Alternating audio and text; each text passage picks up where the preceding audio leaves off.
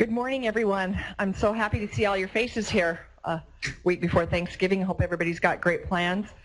We're going to go ahead and get started today. We have a pretty full agenda. And, Tori's saying come up front. She doesn't want all of you in the back, so come up front. All the late people have to sit in the front. You know how that goes. It's just like church.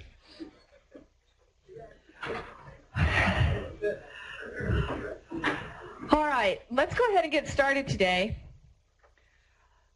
We are on webinar. We have, 67 people on the webinar with us. So welcome those of you that are listening from the distance. Julie Quinn's going to be monitoring your questions today, and we'll try to get everybody's questions answered as we go through. We're going to be talking about, this is our agenda today. Utah Compose, Pathways to Progress, Kindergarten Assessment, the NAEP update, Adventures in Accountability, it's always an adventure, Access 2.0, ACT, DLM, Data Gateway, SAGE, Graduation, and Assessment to Achievement. So we have a full slate, and we will go ahead and get started. Let's talk just a second. So these are the rest of our future assessment director meetings. So we have ours today, and then December 17th, we will not have an in-person meeting. We're going to have a Q&A mostly about the WIDA access. So that's what that December 17th will be. And then we'll be meeting here again January 21st, which will be interesting because we'll be in the legislative session, and I hope, you know, we already know that there's 7 or 8 or 10 assessment bills out there before we even get started. So it ought to be a pretty interesting season. And I'm going to turn the time over to Kim. She's going to start first talking about Utah Compose.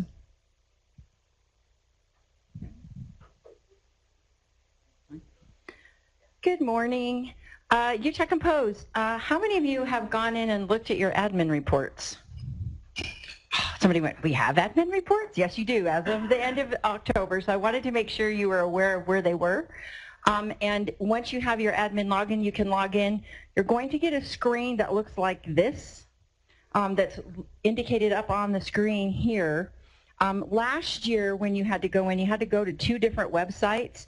And what they've done this year is link them together.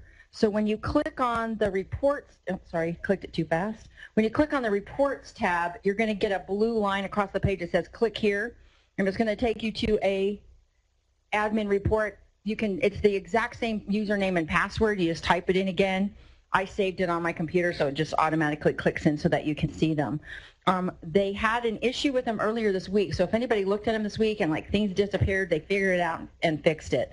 So everything, I checked mine this morning and they looked okay, so hopefully they're all up and running. Just so you know, this is as of Monday because I was on the road all week, but we have already scored over 1 million drafts. And that's with all of the issues we had with everybody trying to log in. So we're doing really well. You know, the average number of drafts is about 2.8, which is about 3, which is what we recommend. So we're doing really well. We are struggling with the web service thing, the validation. Please pay, you know, the biggest issue we're having with this is teachers who've never used it before, when they go to log into the web service, don't know their Cactus numbers.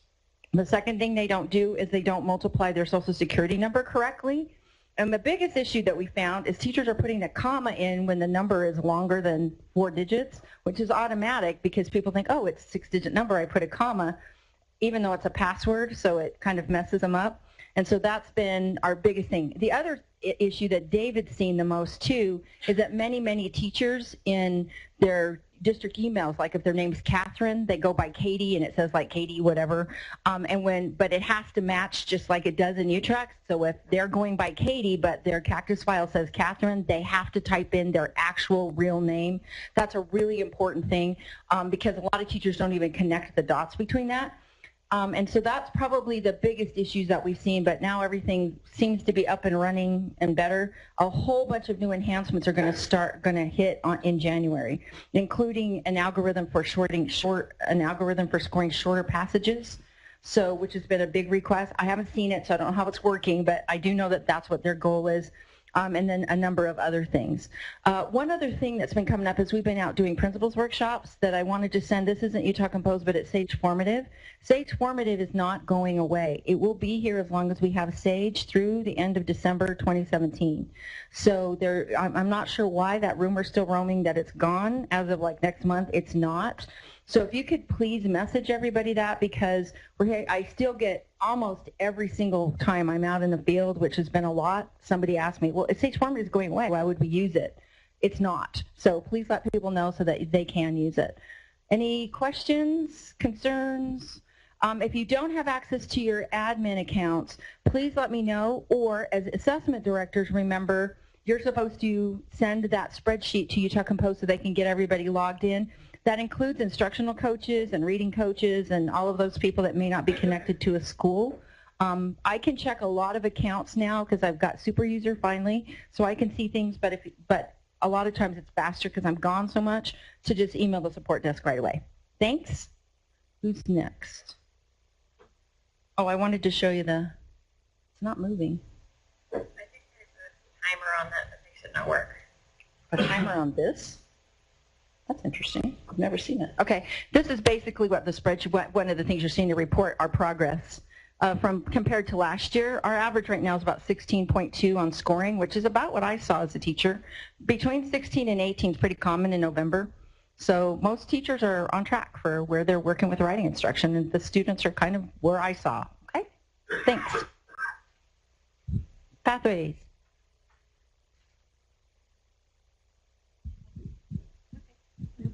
I'm just going to spend a minute to update you on Pathways or really give you an opportunity to ask questions. I know Jennifer attended your UOD meeting last month, and we've talked a lot about Pathways, so we'll just go through a few. This is just the timeline of kind of where we went from the goals for third grade to using Pathways this starting this year. So in winter, there were stakeholder meetings held. In spring of 2015, more stakeholder meetings to get feedback, to amendment of the board rule, and then it was posted and it's in effect this year. Here's the snapshot of the board rule. So in accordance to Utah code, so 47.83% of your students, your third grade students, need to show typical, above typical, or well above typical growth this year to be counted positive for your UG. Pathways is divided into 5 categories. So you have well below, yes. It's super low. Yeah, it's a super low benchmark. Yeah, we ran a lot of the numbers last year, and the average for the state was like 70 point something. So for the goal to be 47.83, it's a really low benchmark. So everybody should be able to make it. And it is calculated from beginning of year to end of year, not end of year to end of year. So that was some confusion when we were out doing trainings. It's beginning of year to end of year, and it's based off the composite score. So you need to make sure your teachers are giving all of the assessments in DIBELS, because all of them wrap into the composite score. It's not just ORF that we're looking at, it's composite, and then from beginning to end. We've been out doing a lot of trainings with Pathways to show that it's not used just for UG, but instructionally there are a lot of benefits that your teachers can use to make sure everybody is gaining the way that we want them to. So it helps them to set ambitious, meaningful, and attainable goals. It's a normed reference, so they can look at how other students are doing. And then, like I said, it's divided into the five categories. So if you're a student who is typical, that means between 45th and they're in the 45th to 59th percentile. And so really we're expecting kids to be between the 45th and higher percentile to count for UG. And I'm going through this really quick, so if you have questions. Are we okay with Pathways and UG and how it works? I know we've talked about this a lot. This is just how it can be displayed with the stars or numbers or colors. I won't go into a lot of that right now. But just to give you a little background, Pathways of Progress is proprietary of DMG. DMG is, they're the authors of DIBELS. Their reporting system is DIBELS Net. DIBELS Net is $1 per student. USOE does not pay this even working? I feel like it's not. USOE does not pay for DibblesNet. They didn't put in for the RFP when we put it out there, but it is available for anybody who wants to purchase it for $1 a student. But DMG has also partnered with Amplify and Vport. We have contracted with both of them, so they are available. But just so you know, Pathways is currently available through Amplify with updates throughout the year. Vport has not given us a timeline, so Pathways is not available in Vport yet. Just like all vendors, if they hear a lot of things from the field, if this is what we want, then it kind of kickstarts them a little bit more than just hearing from at a state level. Yes? Now, in Amplify Pathways, the goals is available. The graph they talked about the line is not showing. Right, and that will roll out. They haven't given us exact date. They said mid-year. We're hoping January. Yes. So being able to set the goals is available through Amplify, but the graph with the lines is not available yet. They told us that it would be available mid-year-ish. Jennifer may have an update.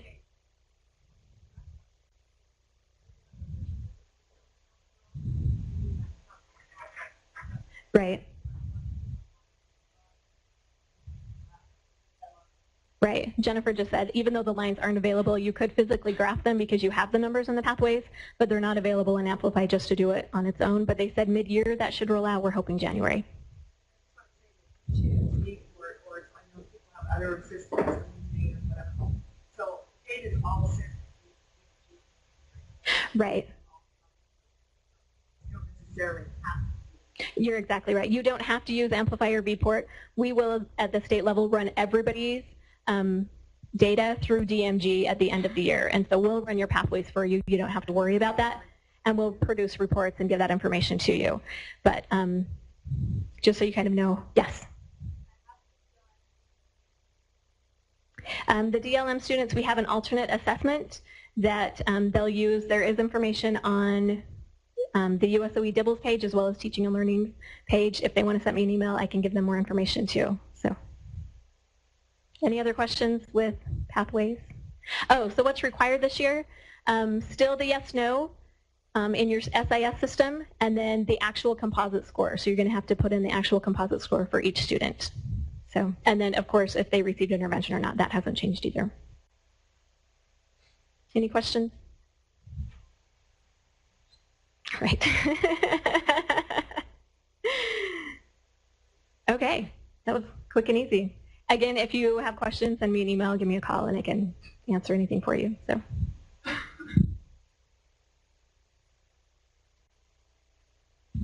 Thank you.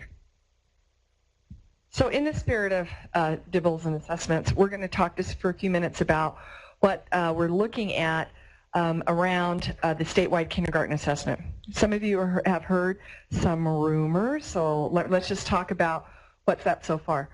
The K-3 funding that's been in place since 2007 has been $7.5 million, and you guys all know about that, and of course the UGG that goes with it.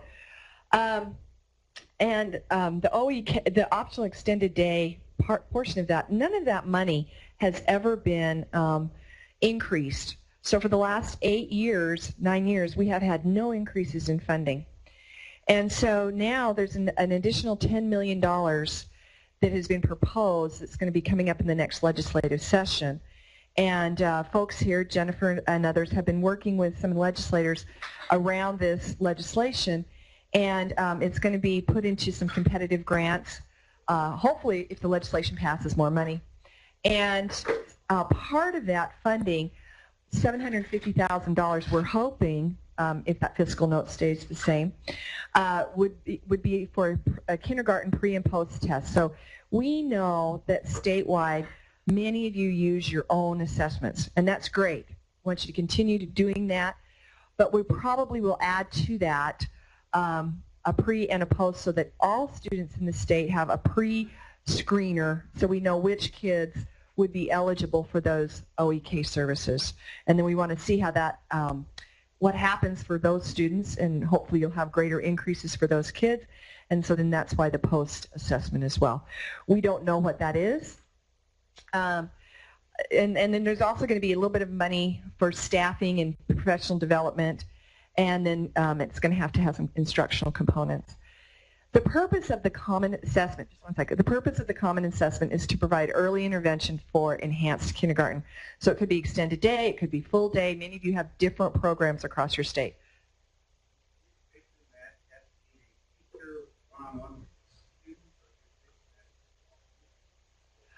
I think it depends on what is selected, right? So, you know, in most cases, pre-kindergarten assessments especially are one-on-one, yeah? And then we'll also be using it for program evaluation to evaluate the effectiveness of the kindergarten programs that are out there themselves. So we proposed 4 options to the board, and this is what they're considering right now. One of the options was an LEA that we write our own assessment. So we know that takes some time. We know that takes some expertise and standing up our own system and all kinds of stuff. The second option is that we choose one of yours. An LEA, lots of you have really great LEA options that are out there right now. The third option was some kind of a combination of maybe DIBELS and a math component or something like that. And the fourth option was just a completely commercial product. And so right now the board's agreed to entertain 2 options, the LEA option. So we have about 25 of your tests that people have sent us in. If you have not sent us your tests and you would like to submit your test for consideration, please send them to me. And then option 4 would be to purchase a commercial product, which could be, there's several of them out there. Julie, help me kind of remember. We have the DIBELS that has DIBELS Language Arts, and it has DIBELS Math. That's one consideration, and probably less expensive than some of the others. And then if they chose that, then it would be really easy to continue to do your own LEA assessment along with it, because it's just a, you know, it's just a 5-minuter. And I think the math's only 1 or 2 minutes. It's not very long at all. There's also Gold. There's TEMA for math. We have a list of them. And I've had vendors been contacting me right and left once that they heard the board was kind of entertaining this. So I know NWEA entertained me yesterday. So we've had lots of different folks out there when we've been talking about it. So we will know probably, I would say, first part of the year what the board will choose. And then you'll know, and then we'll know, and we'll be able to give you some more information. But that's where that is. Does anybody have any questions about Dave?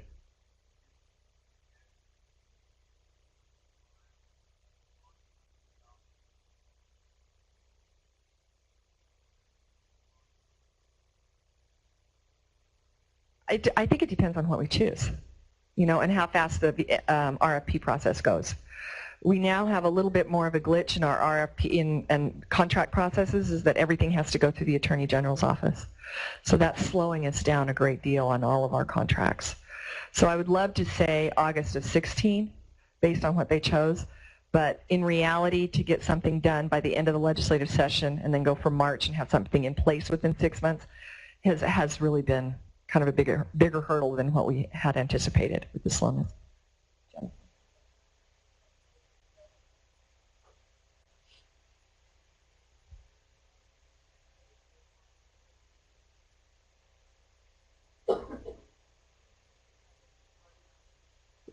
Anticipated. Right. Yeah, best laid plans. Best laid plans. All right, thanks. Oh, Jennifer's comment was that this has already been approved by the Legislative Interim Committee and that it has pretty broad support. They expect it to pass pretty early in the session. And my only comment was I've seen things like that before and then they've gotten derailed. We all know how the legislative session works.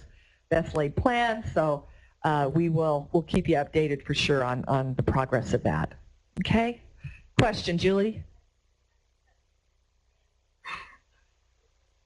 Yes, competitive grants. So Jennifer, do you want to talk about competitive grants? I'm not exactly sure how that piece of it works. All I know is assessment. We're together, it's all good. So within this new legislation, you've got 7.5 million of the allocation for OEK is going to continue. So we've already had a 7.5 million allocation. It's a base allocation. Everybody gets it based on free lunch numbers. The additional piece on this is an additional $10 million that will be a competitive grant. So you'll actually apply, and part of that competitive grant, one of the reasons we need an assessment is you have to show that your program works. If we're going to give more money to an LEA, they need to demonstrate that what they're doing is effective. And so the assessment will be one of those tools in the long run we'll be able to use. This first year with competitive grants, we have to come up with some creative way to designate who's going to get those funds, who applies. So the 10 million is something you'll actually apply for. And our goal is if this does go through quickly, we're going to get that grant application. Like I'm going to start working on it in December so it's ready so that if it does occur, we can get this rolling because you're going to have to hire teachers, find space, and all of those things, and we can't wait on that process for you all. So that is the plan with the competitive grants. So do you think it will be equitable this year with everybody? It won't be a base allocation. It's meant to be a competitive piece, so people have to apply and indicate how they want to expand their current program and the current effects of their program based on whatever assessment they have been using. If you remember the old SB 97 money, that was also a competitive grant, but basically if you applied for it and you showed what you were doing, then you should receive allocation. But then after that, you have to show that it's whatever you're doing is working. Yeah. Okay. Yes.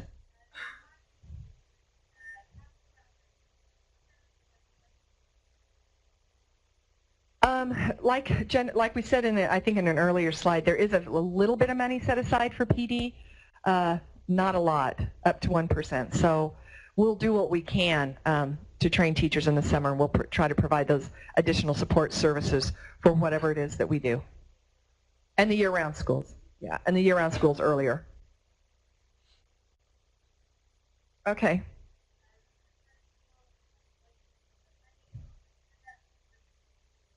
No, kindergarten only. The OEK money is kindergarten only. So, and then examples. Oh, I guess I didn't see this one. So just to show you what they're thinking about. So for literacy, we could use Dibbles Next. Most LEAs are already administering Dibbles Next since it's already required in K for 1 through 3. It's efficient. It was designed to identify at-risk students. Its measures are reliable and valid. See, in some of those kinds of things, if we wrote our own, we'd have to step back, do an alignment study, all of that kind of stuff. So that's already built in, and it's already offered through 2 vendors, but we probably open it up to all vendors, again, that would want to apply for that. The Dibbles Math is designed to identify, again, students at risk. It can also help identify areas to target instructional support. The measures, again, are valid and reliable. And year 1 partners with DMG at no cost. So they're still doing, final validations on stuff. So they're still rolling it out. So they would actually give that to us for free for a year. So this is what the assessment department has suggested or strongly supported. We don't know that the board will go with that option, but we believe that that's a pretty fair option in that it still allows you to either build that in or fold that into what you're already doing. It's not a huge leap or a lot of extra training because most of your teachers already know how to do it. So that's what we're supporting, but we'll see what happens. Okay? All right. Any more questions on kindergarten assessment? You guys are such a lively bunch today. Wow. I just can't believe it. We may get out of here quick. Angela is going to talk to you about NAEP. We've got some positive NAEP news, and she's going to share it with you.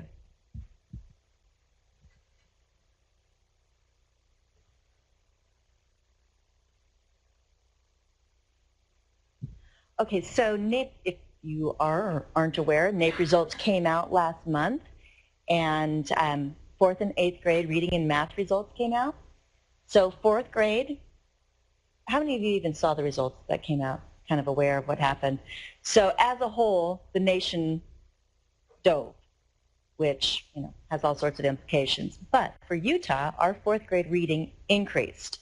And not only did we just increase, but the nation decreased. And so we've spread that gap even further between us and the nation. And a great thing is that we've seen a growth in the Hispanic population. They're actually the group that brought our entire score up, because the white population remained pretty consistent, the Hispanic population grew.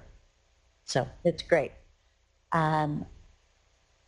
what we see, so here, as I said earlier, the nation kind of declined in everything, and Utah either we stayed the same because nothing was statistically significant, but we did see our scores increase, a smidge, but it's not statistically significant. We are the orange bar. So you can see that there's a widening in the gap all the way across between us and the nation. So lots of implications there. And I can't say anything because we only have one data point. I can only hypothesize why I think that happened. But my hypothesis is that we are in our third year of SAGE testing. Our kids are familiar with what's expected, the standards, and SAGE testing is very closely aligned with the NAEP standards. So we can see here, pretty much everyone is in 4th grade NAEP. We're about 40%, and the same mathematics, same with SAGE. So we're all very nicely aligned, and it also aligns with ACT. So we've got 3 different assessments that are telling us pretty much the same thing, which is encouraging. It was significant. The question was the growth in the Hispanic population significant? Yes, it was for our online listeners. Okay, so the other great thing that we see is that it's all pretty much aligned. So our college and career readiness, we see that we're about 40%, and that lines up pretty closely with our population as a whole in Utah, where 30% of our population holds a college degree, a 4-year degree. So, we know we have a lot enrolled, but not all of those graduate. So these are good indicators that we're on the right track, and SAGE is testing what we want it to test, and NAEP is confirming that, as well as ACT. Any thoughts or questions? Okay, so we're testing again this year in NAEP. We're also testing, we just finished our PISA assessment and our TIMS, and we still have PEARLS to go. So those are our international assessments. If you have any questions, you feel free to email me or give me a call.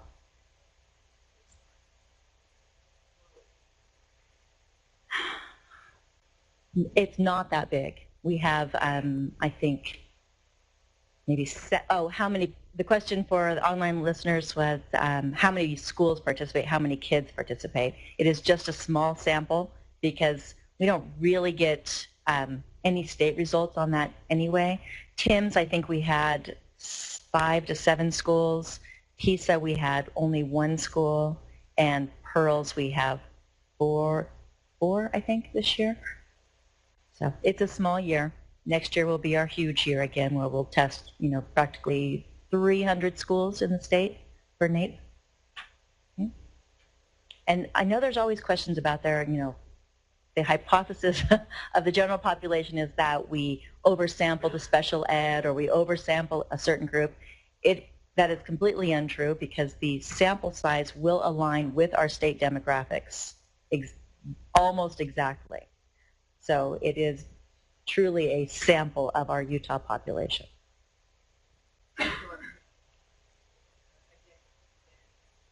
Schools do get picked again and again and again, but that is because if I randomly selected a school in Utah, we would not get our 30% Hispanic population represented.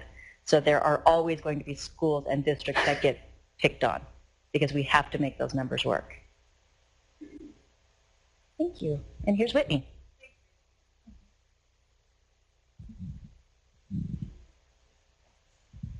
Okay, that's really good good news for us. So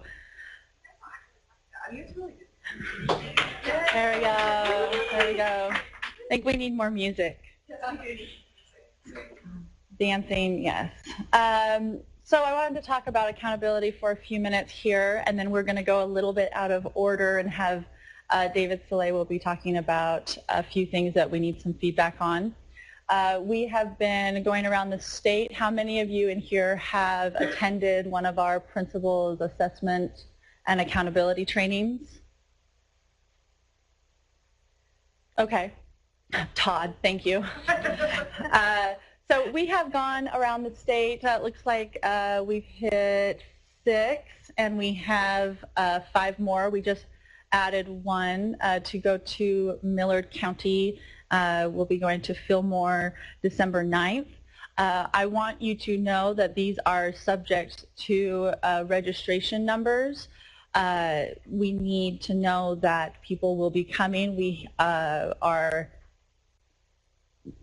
tempted to perhaps combine Washington and Iron County, which we will do if the numbers aren't sufficient enough, and others if the numbers don't go up. So encourage your principals. We know that they'll probably just show up and not register perhaps, but I want you to know that that's a possibility that we will cancel them. One. Yes?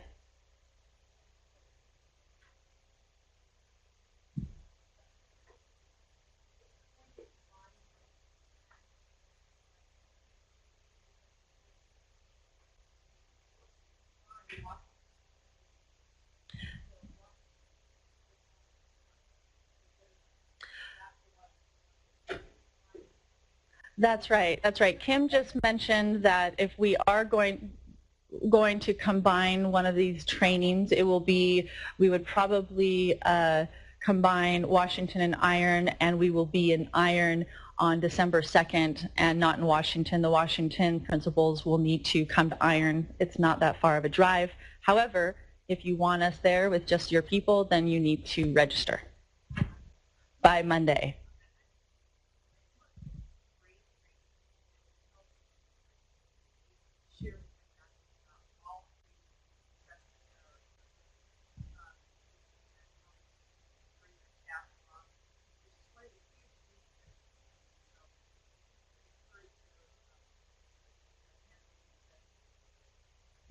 What's one good thing that principals have told us about is when they leave the training, they feel like they are ready to train their teachers and have and help with their PLCs, and it seems very useful to them.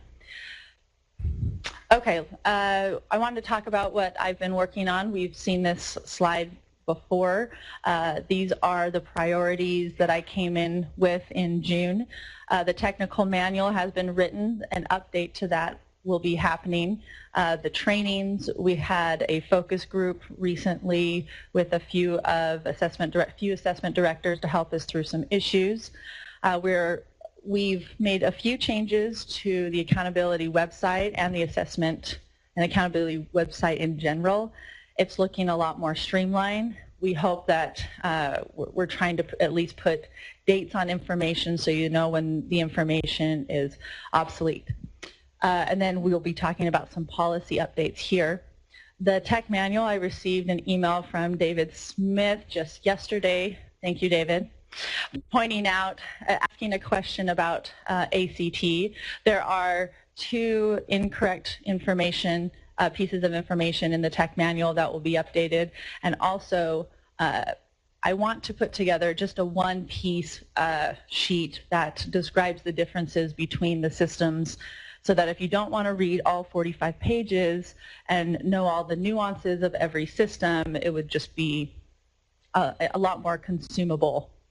So a few other things will be updated as well. Oh, my bad. Okay. Oh, there's the website. That's Minecraft. But but we are, that was kind of a joke. But we're working on making things a little more consistent. My name and phone number now appear on the page, so that's an improvement, right? So we're coming along there. And Emily is helping out with that quite a bit. I wanted to update you on a committee meeting that we were in with the state board. They haven't approved this yet. By November 30th, the state board needs to, yes? Oh, it did? Okay, it did pass that we will be not making any changes to the way that we calculate SGPs with school grades. That will be taking, that's at the 40 SGP mark. If you don't know what I'm talking about, you don't need to worry about it because it's the same. Right.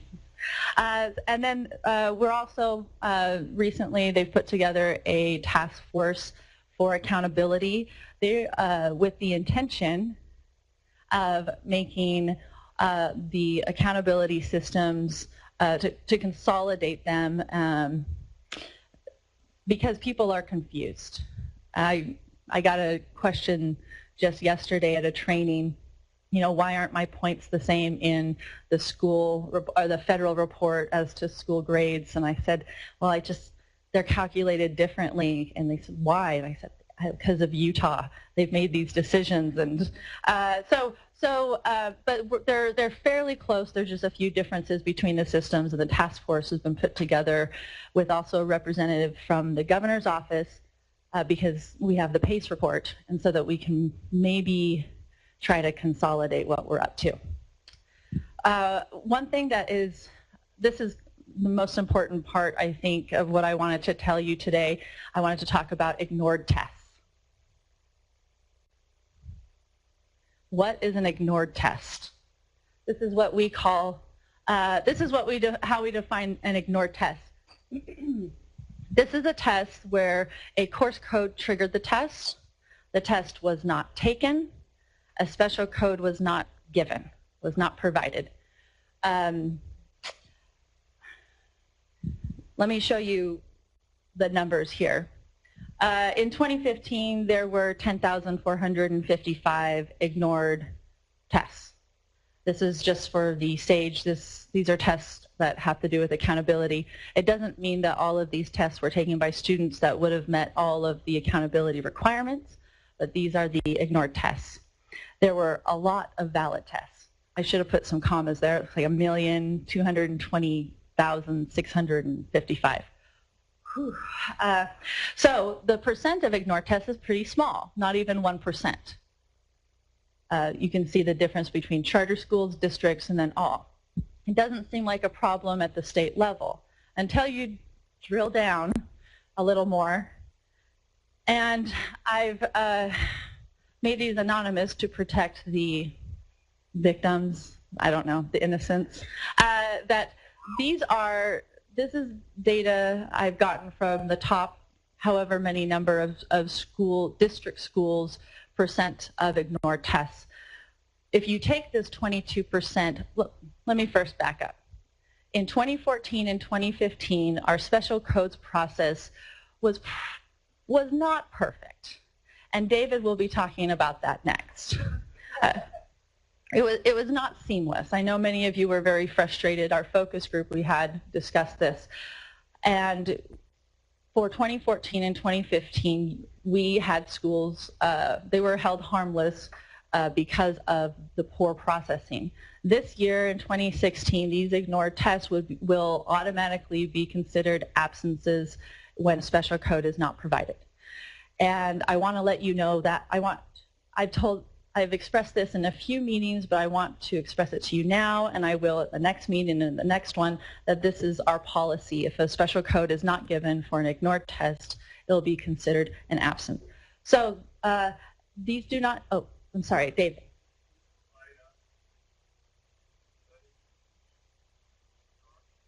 Yeah. Alpine, actually, this is you. No. You're doing No, yes.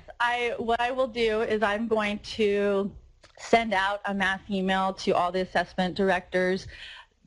I don't want to tattle on who's this 22, but I will tell you what. But I will tell you. Well, I'll tell you whether it's 0%. I don't think. Yes.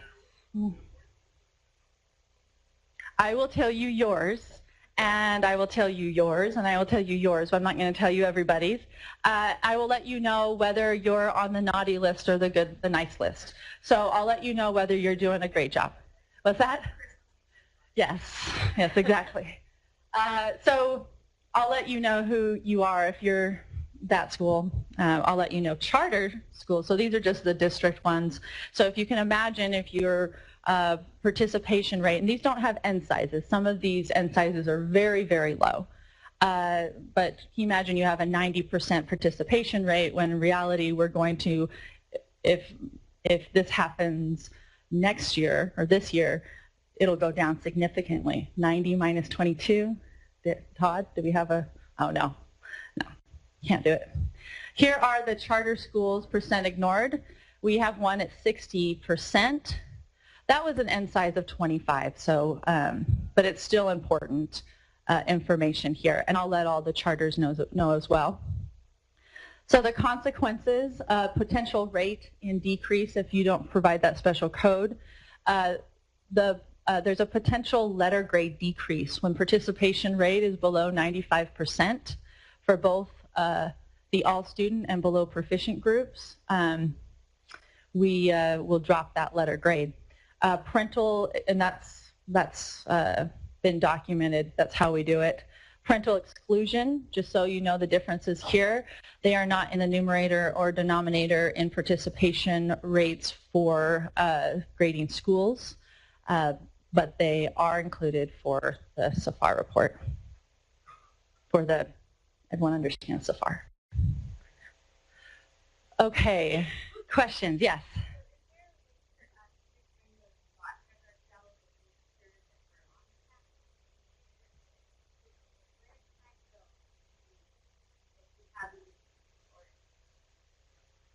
Well, the test can't be ignored until it's supposed to have been given. And so a course needs to be complete or about complete. So really this will be an issue a little later on in the spring. Yeah, when testing comes. And David will talk a lot more about that. These are a bit out of order, so go to...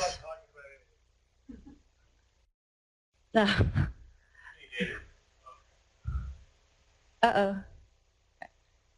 So I will have David talk about that, but we need to click through a few. This was a bit out of order. You need to go to slide 59. Oh. There we go. This is it. Okay. Last year, so just to give a little bit of context, so the process was at the end of the year, we produced a spreadsheet and sent it to the LEAs. And it would have become an ignored test if you didn't send it back with information. Because that spreadsheet, what we would have done with it, if there were tests that happened, we said, okay, well, we're going to assume that test happened. And if there were special codes already on the spreadsheet, we'd say, okay, well, we're going to assume that those were correct. But if we didn't get information back on why a test wasn't taken, then that's what moved it into that ignored tests. So basically, if your district sent us back a spreadsheet, for the most part, I think there might have been a few others that kind of slipped through the cracks. If you sent it back, then you probably didn't have very many of these ignored test issues. Now, we are going to do something fairly different this year, and that also should help make the process simpler. So our plans, this is DLM again. Am I clicking the wrong way?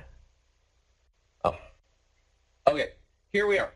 So little bit of our thinking so that we're all on the same page, because some people have been involved in this conversation and some haven't been. Our vendor for SAGE, AIR, is going to begin next month sending us return files on a nightly basis. And these are going to include everything that is in TIDE. Once a test is taken, we will be getting that back on a nightly basis. Once a special code is set in TIDE, we'll be getting that back on a nightly basis.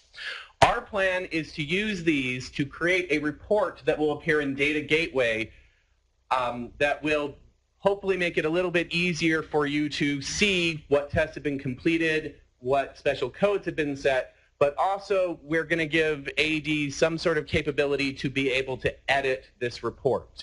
So you can more easily than going in right now in TIDE, you'd have to put in the student, you'd have to go through a couple of clicks, and then you would set the special codes there, and then you do it for the next student and the next student. We're going to have, we're not exactly sure, we'd like it to be just a website you can get onto. It might end up being some sort of Excel spreadsheet that you would download and then possibly have to upload back.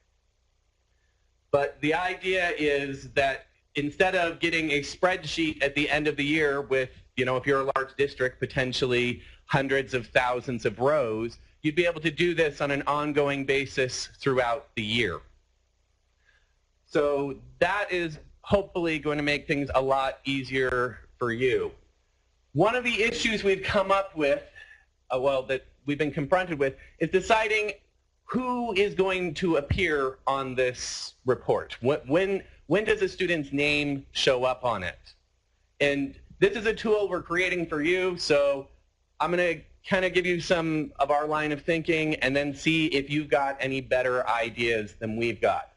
The simplest one would be option 1. If a student has been enrolled in your school for any period of time, they end up being on this list.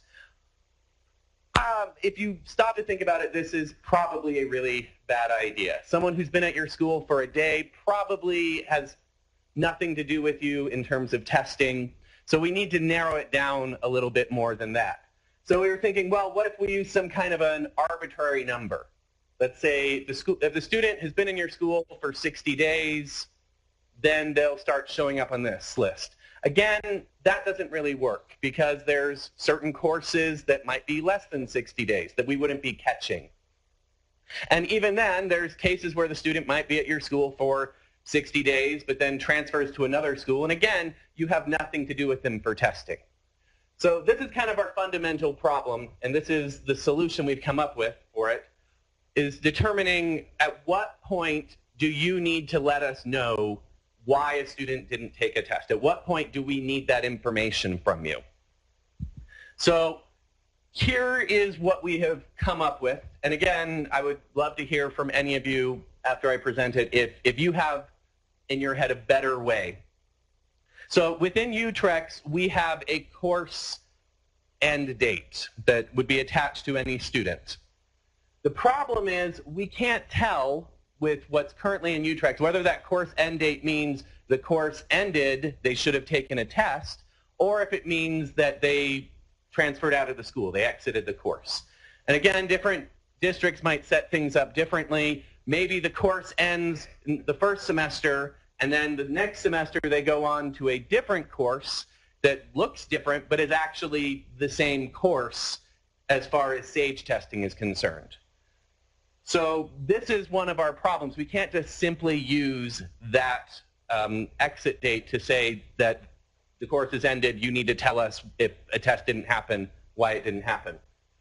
So what we basically propose is looking at that course and determining, I think the idea was, the 70th percentile. Once that student exits the course, then that means the course is probably completed, assuming they don't go on to another course that is similar.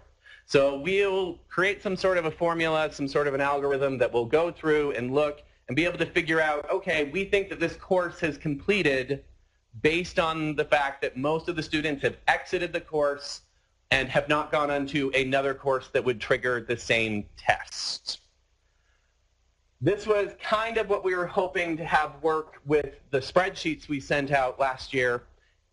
It didn't work perfectly. It worked in the end, I think, but we had a couple iterations before we got there. So the idea would be that if you were to download this report today and you hadn't done any SAGE testing, no names would come up.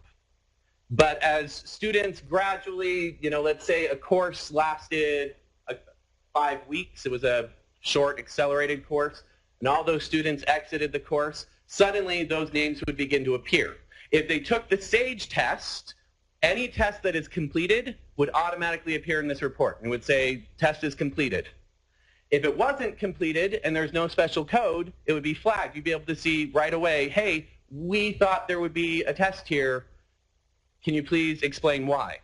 And so the report would start out with nothing, and then as courses complete, based on this model where we're essentially inferring that the course has been completed, then the names would gradually start to appear. By the end of the year, which I would assume most courses are probably lasting the full year, then it would begin to fill up with all of the students. I know Todd has worked a lot on this. Have I gotten it all? Okay, good, great. And have I gotten it all, Julie, or did you want to add something? Okay, great. And another important feature, so at the end of the year, we would have some sort of an option for you to certify the report. And this basically would mean that whatever was there, you'd push a button and say, you'd freeze it in time and say, this is it, this is official. And this would relate to the ignored tests issue. You would, at the end of the year, have a record of all the tests that were completed, and if a test wasn't completed, it would have all the special codes. And you'd be saying to the state office, this is what we officially want you to use, and then anything that was not taken care of would be marked as absent. So if there was still any instances where a test was not taken and in that certified version there was no special code, then we would say, okay, mark it as absent. Julie's slowly making her way up. Sure. So you remember how we have promised that whatever we do this year will not be the same as what we did last year. This is our best kind of guess. If there were a flag in Utrecht that said you exited the child because the course was complete, that would give us a lot more insight into this. We don't have that kind of a flag in Utrecht and are many months away from that being a possibility. So if you can help us go back to the drawing board on this locally, knowing the data we have at hand, the point of this is to catch courses that end before the end of the year where tests should have been given. We know that any student who completes a course that has a SAGE assessment attached to it should be administered the assessment, regardless of accountability issues and all of those things. The problem is we are blind to when those courses end. So if we had a way to tell the difference between an accelerated course that ends in a trimester and completed the whole years of content versus a semester science course versus if everything ended at year end, this would be much easier for us. So I want you to go back to just really chew on this. We are kind of aiming towards this option 3. We're working with the Data Gateway team, Aaron and his team, and the IT team. We first got to get our hands on these files that are coming in nightly, right? So that process is still to play out. We've got to get this built in the Data Gateway. We know that testing for spring, right, statewide kicks off mid-March. We hope to be able to have an update on this on the SAGE trainings that we rescheduled for January. We had to pull them from December. They'll be the beginning of January. Jared's going to give you those dates. So we hope to give you some more visibility then. So we have a small window here in the next few weeks to update our business rules as this development really starts happening. So this really is a question to you on what do you think would better meet this need. And then when we launch this thing, hopefully February-ish, March-ish, right? We'll see, wow, we just got 20 courses in this junior high show up when really there was 2 science classes. And so then we can go back to the business rules and this algorithm David talked about and say, wow, why are we catching these classes when it really should have just been these? This will need to be an iterative process. Our goals are few. 1, we want to catch the courses where kids should have taken tests, right? We want to account for that.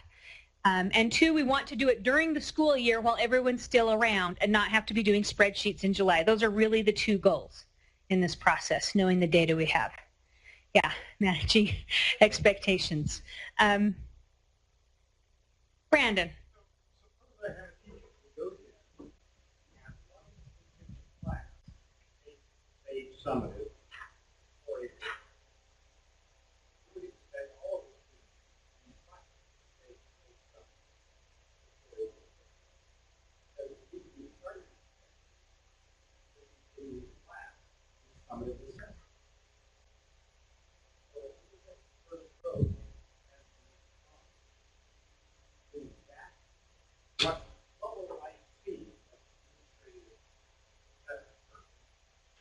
In January from this approach. Will you show me all of the students who have not yet completed the test? Will you show me all of the students? Yes. Or will you show me students who are in class? Okay, this is Brandon's comments from Davis. I'm going to see if I can restate the option. So the idea is if a student took a test in a course that's aligned to the test, is that a clue that the other students should have also taken the test? I want to give you as much flexibility schedule-wise. I mean, maybe that's something we could look into. So would you guys note that? if we see test records coming in for kids that are enrolled in the same course section period and not others, maybe that's another filter we could use.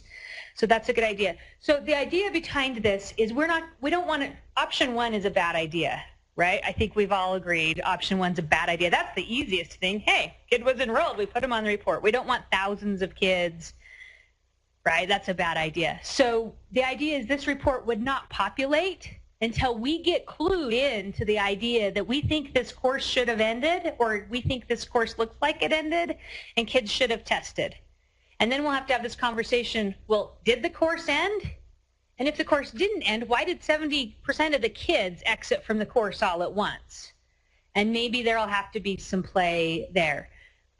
If we could have our crystal balls be just sparkling and predict the students that would be full academic year, we could just restrict it to that batch.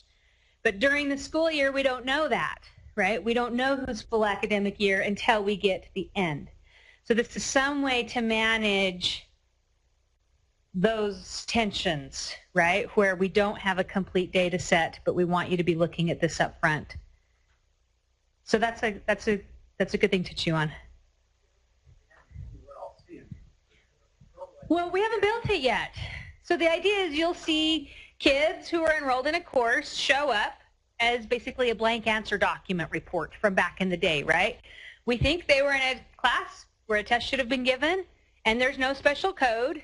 Please enter a special code. And the idea is once we get those rules defined well enough that we pretty much agree that who's showing up on this report is appropriate, then we go after what Whitney talked about in tying the participation consequences for not saying why they didn't test, right? Because to this point, we've had such little,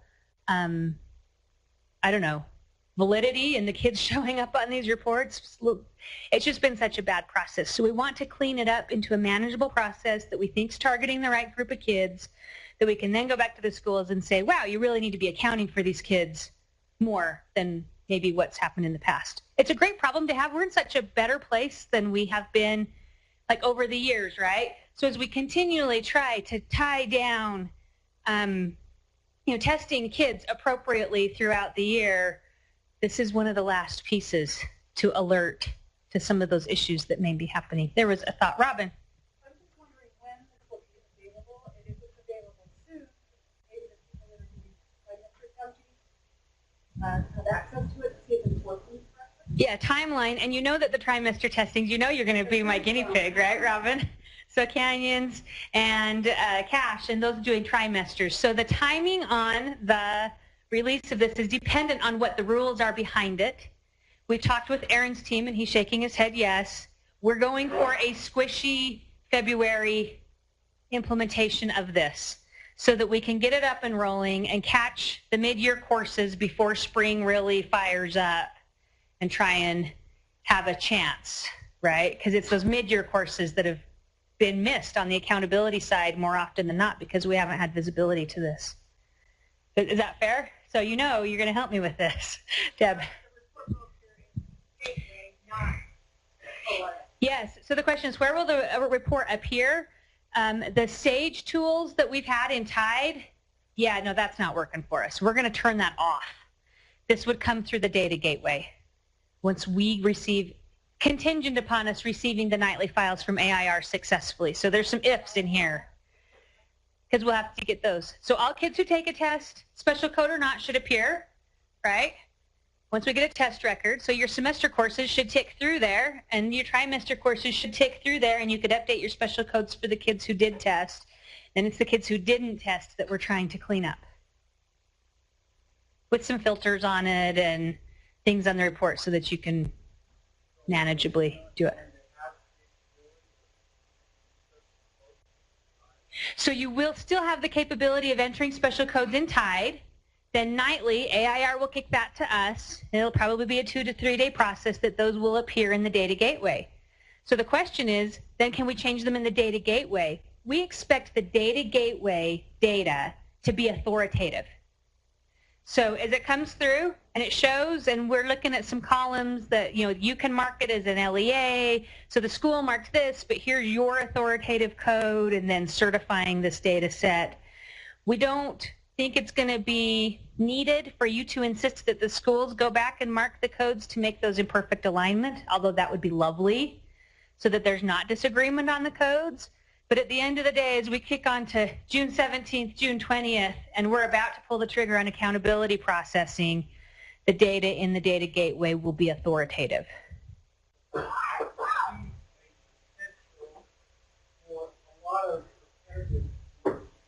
Repetitive work, yes. We want to have it not be repetitive.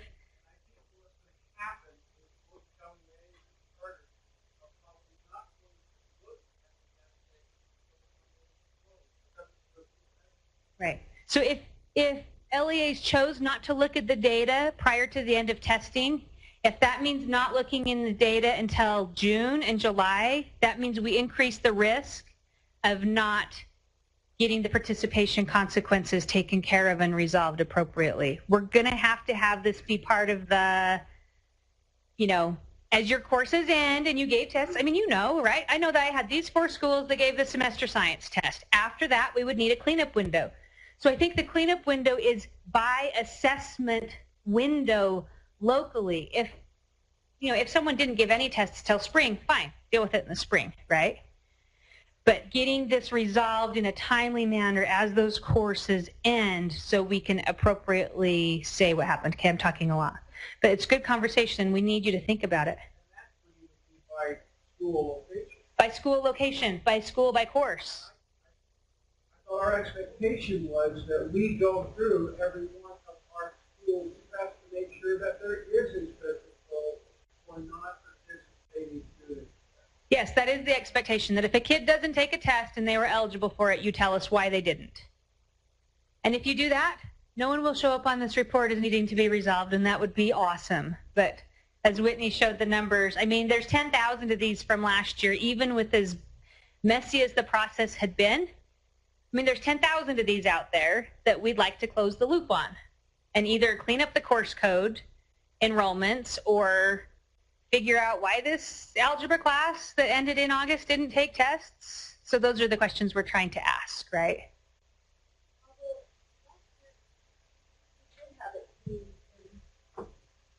But we got some spreadsheets, other things that weren't showing in time to clean up were on the spreadsheet. Yes.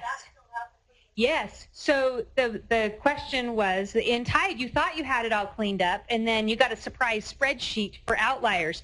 And so that's the difference in how Tide enrolls kids and tracks them through versus when we did those spreadsheets, we were looking at different enrollment rules, right?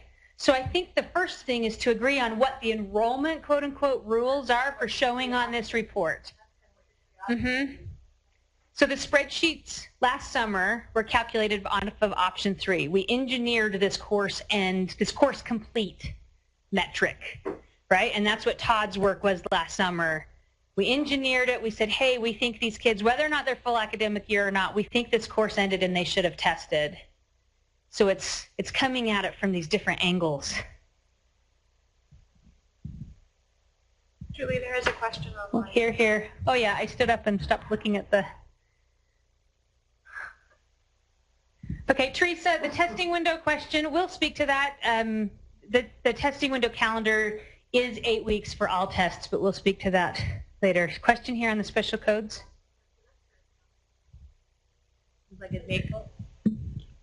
For semester classes, it seems like it'd make more sense for that to be before February in the gateway. Can we look at pushing that up?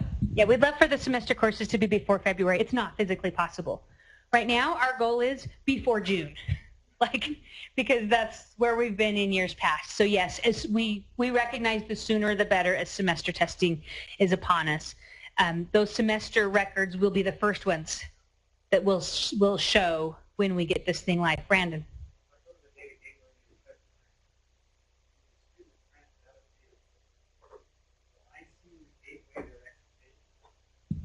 So if a student has exited in February, you log into the data gateway, will you see their exit date? You'll see the exit date in UTREX data, in your SIS data. I'm not looking at my SIS data.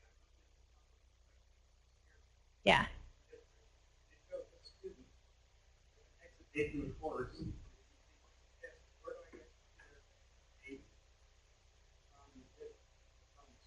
The exit date from the school is in your own data.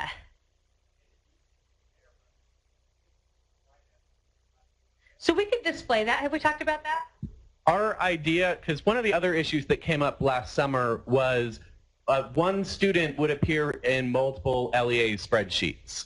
And one of you would mark one special code, another of you would mark another special code. In the end, as we've explained in these trainings we've given to principals, when something goes into Data Gateway, we clean it up, and one student only goes to one LEA for one test.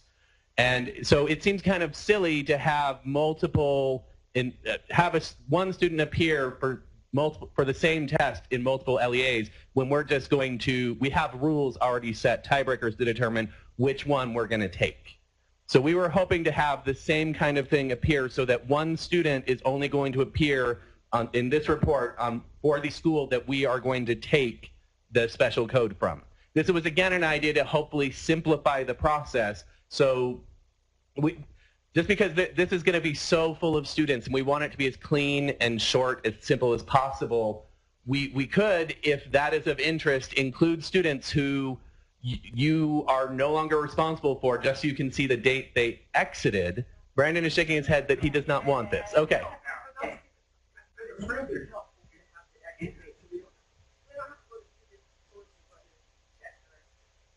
For those students you're asking me about, my concern is we're striving for the perfect. We become comparable.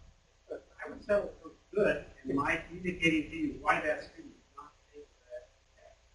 But I would help them mentally if I could see when they left, because I know how those tests occurred. I can tell you yes. So yes, I think we have talked about showing the course. Yes, so when we engineer, we think that the course exited. We'll show you that. We'll show you the data that was used as much as we can off of those records for those courses when we engineer this, knowing that we haven't set the columns yet. Look, Aaron's getting nervous. He's like, what? What are we doing? Yeah, Aaron. You have to use the microphone, Aaron. Aren't you glad you came down to see what we're committing you to? Yeah, absolutely. First off, it's not designed. I have no idea what it's going to look like. We're just saying, okay, here's the preliminary requirements. What I will do with both assessment and you guys is simply, as soon as we have a preliminary report, I'm going to call in a number of you and come in and say, look at this, what else do we need to do and put in there? So we will be working with you very closely. That's one of the benefits of doing this in-house is simply we have direct communication. I work with you all the time anyway, so you'll be on that list. I'll be calling a number of you saying, let's come take a look. Is this going to fill your needs? I want to reassure that that's what we'll be doing. At this point right now, we're just saying, okay, what are these components that you absolutely do need? How can we make this? Is it going to work perfectly the first time? I don't know. We'll see. We'll make it as good as we can, and obviously we'll listen to what your needs are, and then we'll go and adjust it as fast as we can. But just know that this is actually, it's the second highest. It will be the highest priority on our to-do list that I have with IT and the data gateway. So it's coming. I just want you to know that we will be working with you very closely and make sure that it works for you. We're not going to just throw something out and say, figure it out. We will work with you. We'll put some training documents together for you on that. And I know assessment's been working really hard trying to figure out exactly, okay, here are all the components. They've been brainstorming, putting this list together, bouncing emails back and forth and such. Hey, what are the needs here?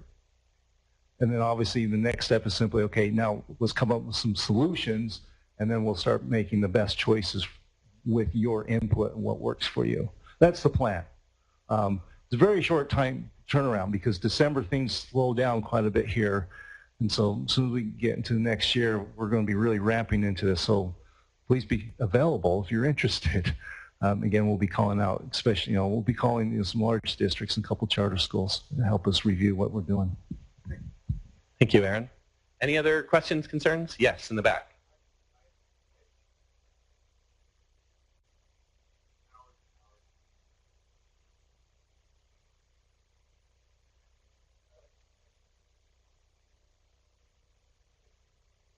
Right, and For those watching online, that was just a big thank you for us even considering doing something like this. Yeah, again, I think the message we're trying to get across is, we don't have exactly figured out what it's going to be just yet, but this is a tool we are making for you. You are our customers for this. We're trying, if you're happy, I think we're going to get better quality data. We'll have fewer of these ignored tests. And overall, we'll just be able to improve the quality of the data that is what we're all after here. All right. I'm going to move on then to briefly talk about DLM core codes issues, and that's this slide. Okay. So as many of you may be aware, DLM is a wonderful system, and it never gives anyone any problems. There has been some confusion, however, and I just kind of want to explain how we are processing the data, and again, how you can get the right students with the right teacher into Kite. So the first question I'm getting asked quite a bit is, what do the core codes have to do? You've heard of these essential elements core codes, hopefully by now. What do they have to do with the student getting into Tide? There's been concern if they have a 1% student, but I have a SAGE core code, like the grade 4 core code, for instance, are they going to end up in both SAGE and DLM? The answer is no. The only thing that determines where the student ends up is that 1% flag in your SIS. No 1% student is making it into SAGE right now. They are all going into DLM. Conversely, no non-1% students are making it into DLM. Now, once the student is in there, we need to figure out who that teacher is who needs to be on the roster. And so we go through the UTREX enrollment, we see all of the core codes that are being used for all of the classes, and we've basically got a list of core codes that is hierarchical. So we're looking for certain ones. If they appear on top, that's the one we take. The one on top of our list are these essential elements core codes.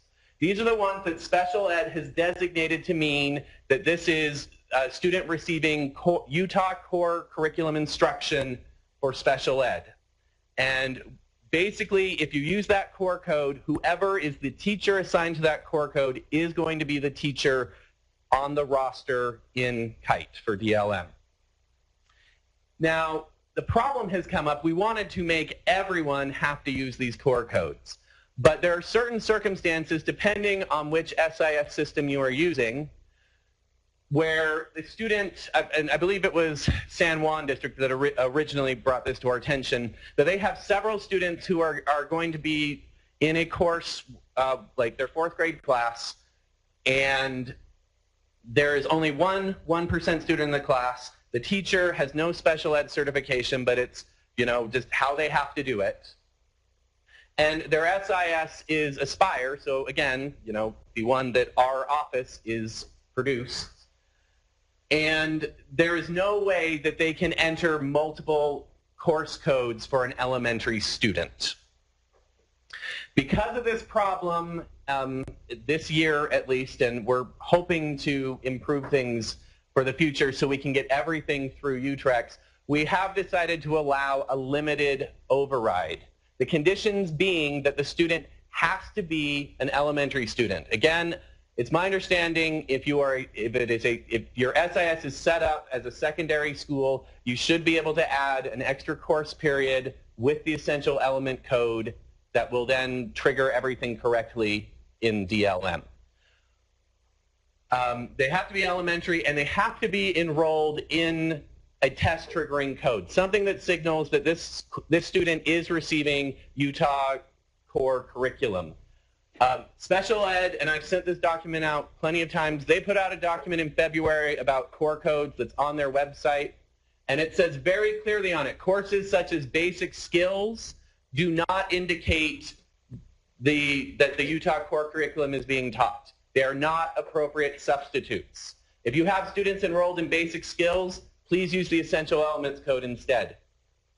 It is also, they shouldn't be putting all elementary students in 2nd grade special education, for instance, right? 4th graders shouldn't be in a 2nd grade core code. Again, if you're doing this, please put them all in the essential elements. As much as we can get things through UTrex, that makes it a lot simpler. So again, that should be the rule. If you can get the correct information through UTrex, do it that way. If that isn't working for you, again, contact me. The idea of this override is I generate it and I put it through MoveIt. I think last year it was just on like a Google spreadsheet, and anybody could go in it. This year we want to tighten it up at least a little bit if we're going to be circumventing UTrex. So I send it through MoveIt, which either if it's the assessment director, then I put it in the testing download folder, and if it's going to the special ed director, I've been putting it in the UA download folder. You put it back through MoveIt, I process it, and then the next time uploads are made to DLM, then the correct teacher rosters to the students roster to the correct teacher. Any questions about that process? Yeah.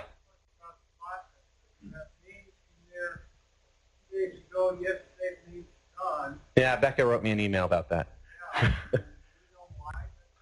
Again, I'm looking into that. As with all our test systems, be it SAGE, DLM, WIDA, if students are not appearing when you're very confident they should be appearing, if they were there 2 days ago but now they're not, please send me an email with the relevant SSIDs and I can begin trying to figure out what happened. Where did the system break? I got that email yesterday and I'm starting to look into it. I don't know why it happened just yet. But okay. Can we use the same teacher override online form we used last year? No. Again, the idea is it is all going to be done through MoveIt. You need to contact me by email, and my email address is right here on this slide, and request it, and I will send it over MoveIt. So the form, let us do it quickly. How long is it going to take going through David? Okay. Generally, it depends on my workload. I've been trying to make sure that DLM gets updated at least twice a week. Since the testing window opened recently and since there's been a lot of confusion with core codes, there have been a lot more updates coming through on a daily basis. So I've been trying to do it more than twice a week. I've been trying to do it every day, but again, I have other things that are taking my time from it. But I would say at least no more than 2-3 days, since I am doing it at least twice a week.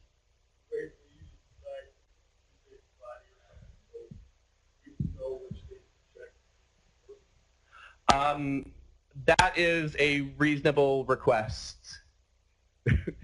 So yes, I would very much like to have it be consistent, so that helps you. And again, once things kind of start to quiet down, I think we can. I'll be a lot clearer on when I can consistently say it's Tuesday, DLM, it's Friday. What? Yeah, sometime in July. Well, no, again, like I said, I've been trying to do it daily until things get kind of sorted out with the core codes, and so I would think, again, we've been trying to get the word out about how the core codes should be put, and then also how to do the override. I would imagine within the next month it'll start to slow down, and I think Tuesday, Friday is probably reasonable. I'll probably make it clear on a future AD memo when you can all expect for that to happen consistently. How often do UTrex uploads go to Kite? That pretty much answers the question. I'm the one who does that, and it's not a perfectly automated system, unfortunately. And sometimes they don't perfectly accept our extract, and then I have to start going through manually and tinkering with it. And that's why I can't do it every single day. And Julie asks, any other questions? Any other questions? If there are not any, I will go back to, I believe it was, Darren had some slides about WIDA.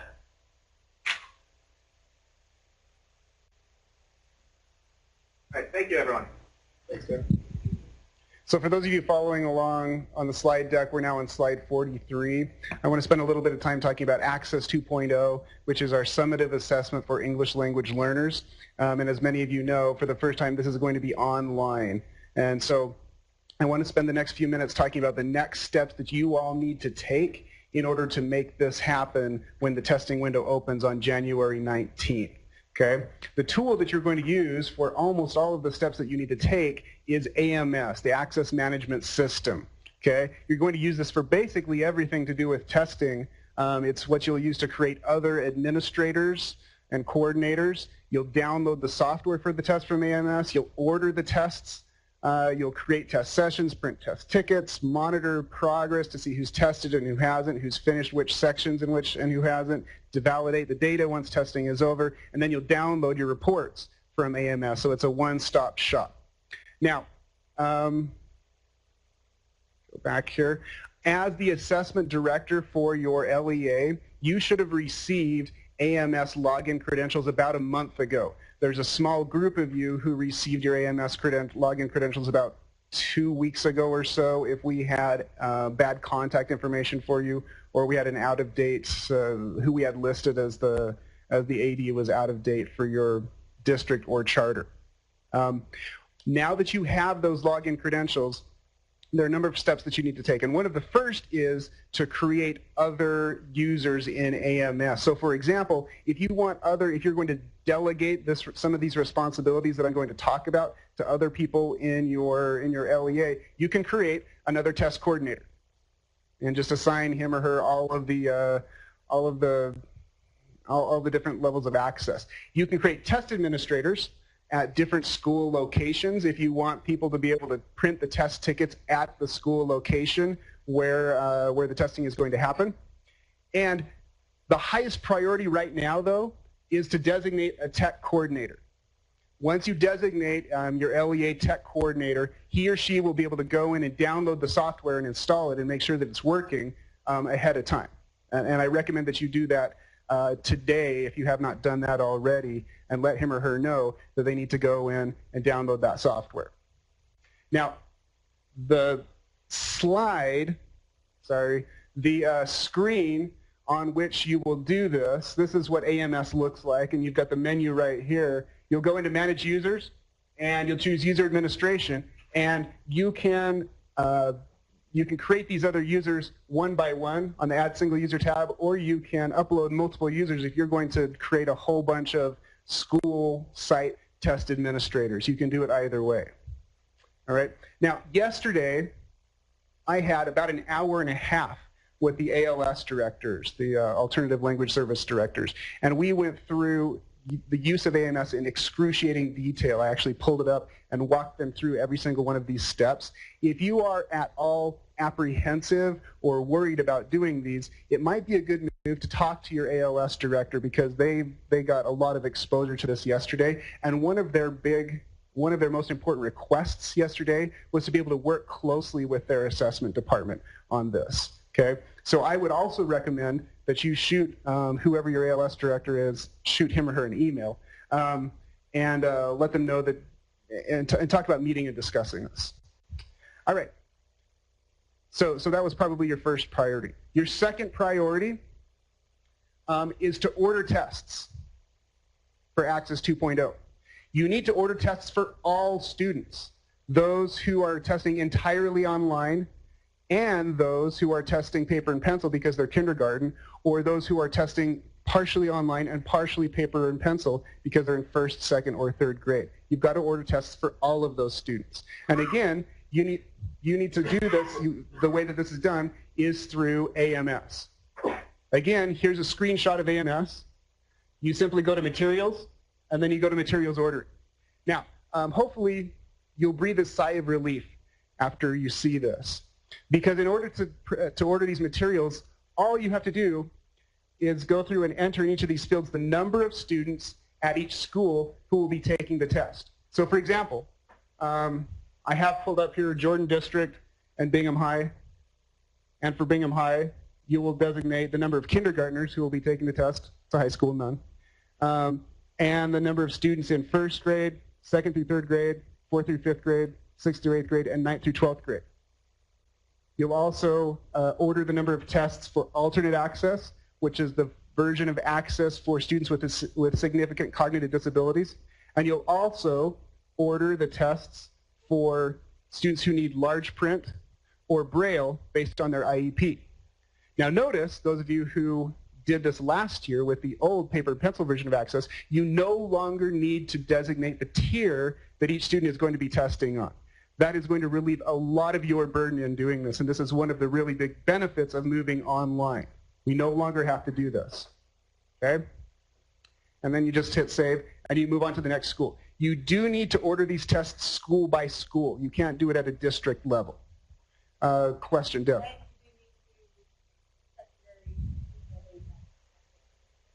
Yes. Even the students, so grades 4 through 12 are testing entirely online, and you still need to order those tests for those students. Grades 1 through 3, all of the test is online except for writing. The writing, students will still see the prompt and the stimulus materials on the computer screen, but they'll actually write their written response in a test booklet. So you'll be ordering all those materials for students who are testing online and on paper here through AMS. Yes? Is it possible to, like, our elementary, the kids have computer lab, it's not really a place for them to have a booklet and their computer at the same time? Can the teachers project that process for all of those kids? No, it will not. The writing, the entire test is adaptive. Writing is adaptive based on students' performance on the reading section of the test and the listening section of the test. So students will be seeing different prompts. There's some questions online. Okay. Starting with Carolyn. Carolyn. Okay. So how often are the uploads going in? Do we know if we are going to be manually adding students or moving schools for students who transfer mid-window? Okay. So there were a lot of questions about this yesterday as well with the ALS directors, and they were wondering how is it that the test engine is going to be able to deliver the correct test and the correct tier to students when all we're doing is entering the number of tests that need to be ordered per school.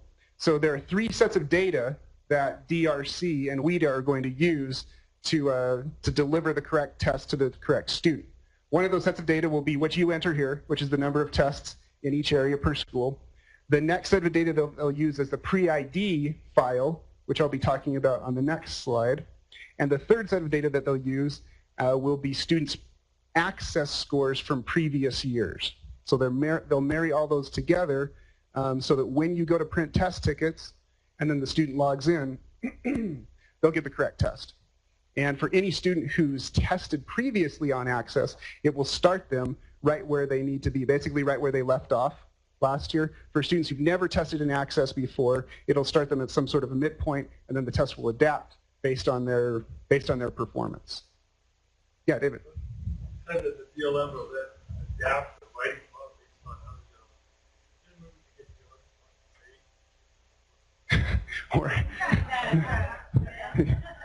That would be nice. Yeah, it's an interesting system. So students take the reading and listening sections first. They must be administered first, and then the speaking and writing are administered last in either order. And both speaking and writing are adapted based on their performance on reading and listening. Okay, so other questions online. Jennifer, there's a role, but then you assign many different access roles, but there's no guidance as to what access then they need or should have.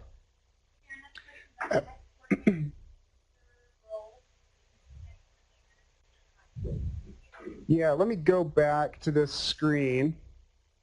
This screen in which you add users. You assign them a role, but then you can also designate the level of permissions that they have in this.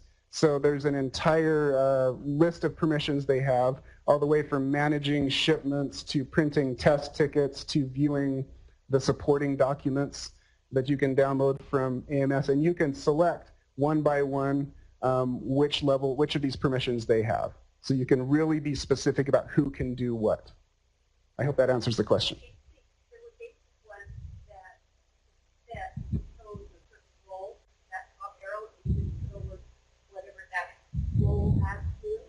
So it was pointed out that if you don't want to bother with choosing from all of these different levels of permissions, if you simply choose the user role here, You'll have all the way from district to school to, it goes through a number of different levels. It'll just automatically assign these permissions, but then you can fine-tune those permissions using this tool. Thanks. Other questions about that? Okay, so, oh, yes, yes.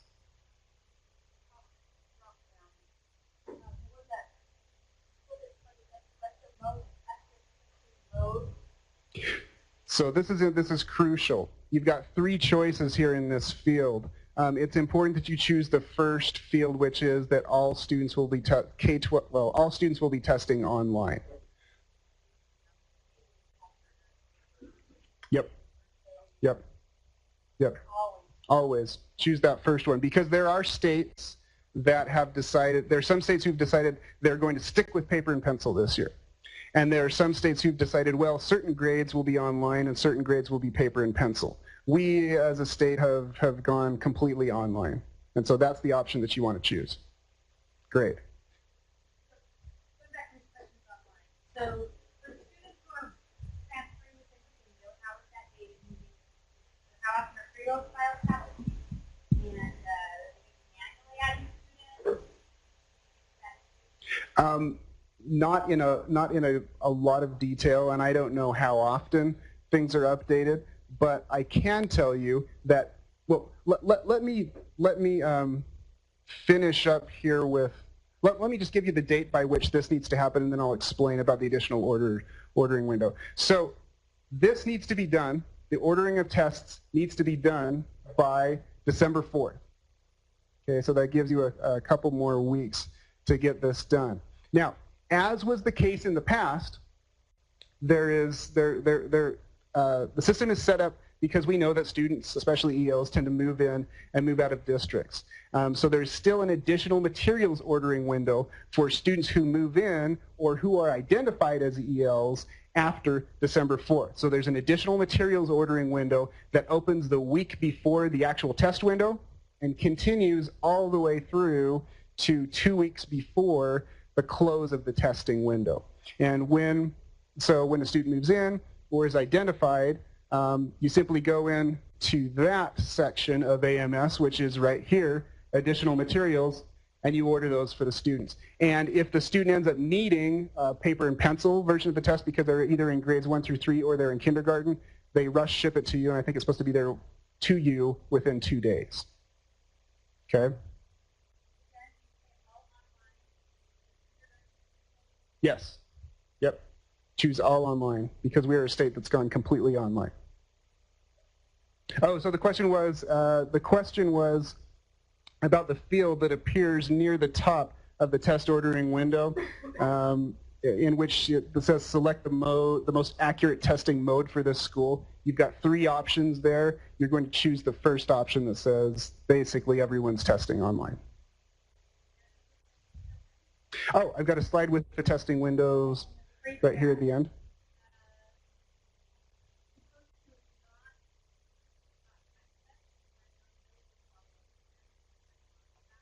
Yes.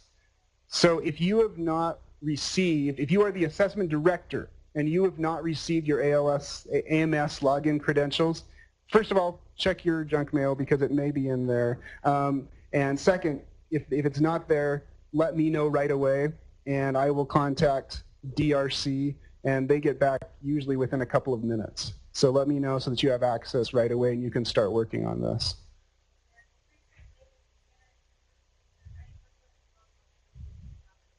Preprint labels will be generated for the booklets for 1 through 3 and for kindergarten and for alternate access. Okay, so that's the second step that is on your plate to get ready for Access 2.0. There's one more. There's a third step, and that has to do with our pre-ID file. And this hasn't changed really on your end at all from last year. December 1st, David is going to put together a pre-ID file based on the information that was gathered from your SIS through UTREX. And so prior to December 1st, go in and update and make sure that all of your ELs are flagged. Now, yesterday, with the ALS directors. One of the directors mentioned that their SIS system asked for a level for kindergartners, and they had left those blank because kindergartners had taken the screener, but they hadn't taken the actual summative assessment yet. If your system is like that, make sure that you go in and enter something for kindergartners so that they're flagged as ELs, so that you don't then have to go through and bubble in all of your kindergartners' test booklets. Okay, so that's the third step. First step, make sure that you identify your tech coordinator, assign your tech coordinator and other roles. Third step, order your tests by December 4th. And third step, make sure your SIS system is updated by December 1st. Those are crucial right now. Questions about any of those? Flagged ELL scan or ELL? Flagged ELL screened or ELL. My guess is that that's, well, my guess is that's specific to the SIS that they're using. I would say if there's ELL, and this may be keeping track of students who are screened as well as students who are identified by the screener as being an actual ELL. If you're unsure, mark both of them so that we get them, so we have them identified for the pre-ID.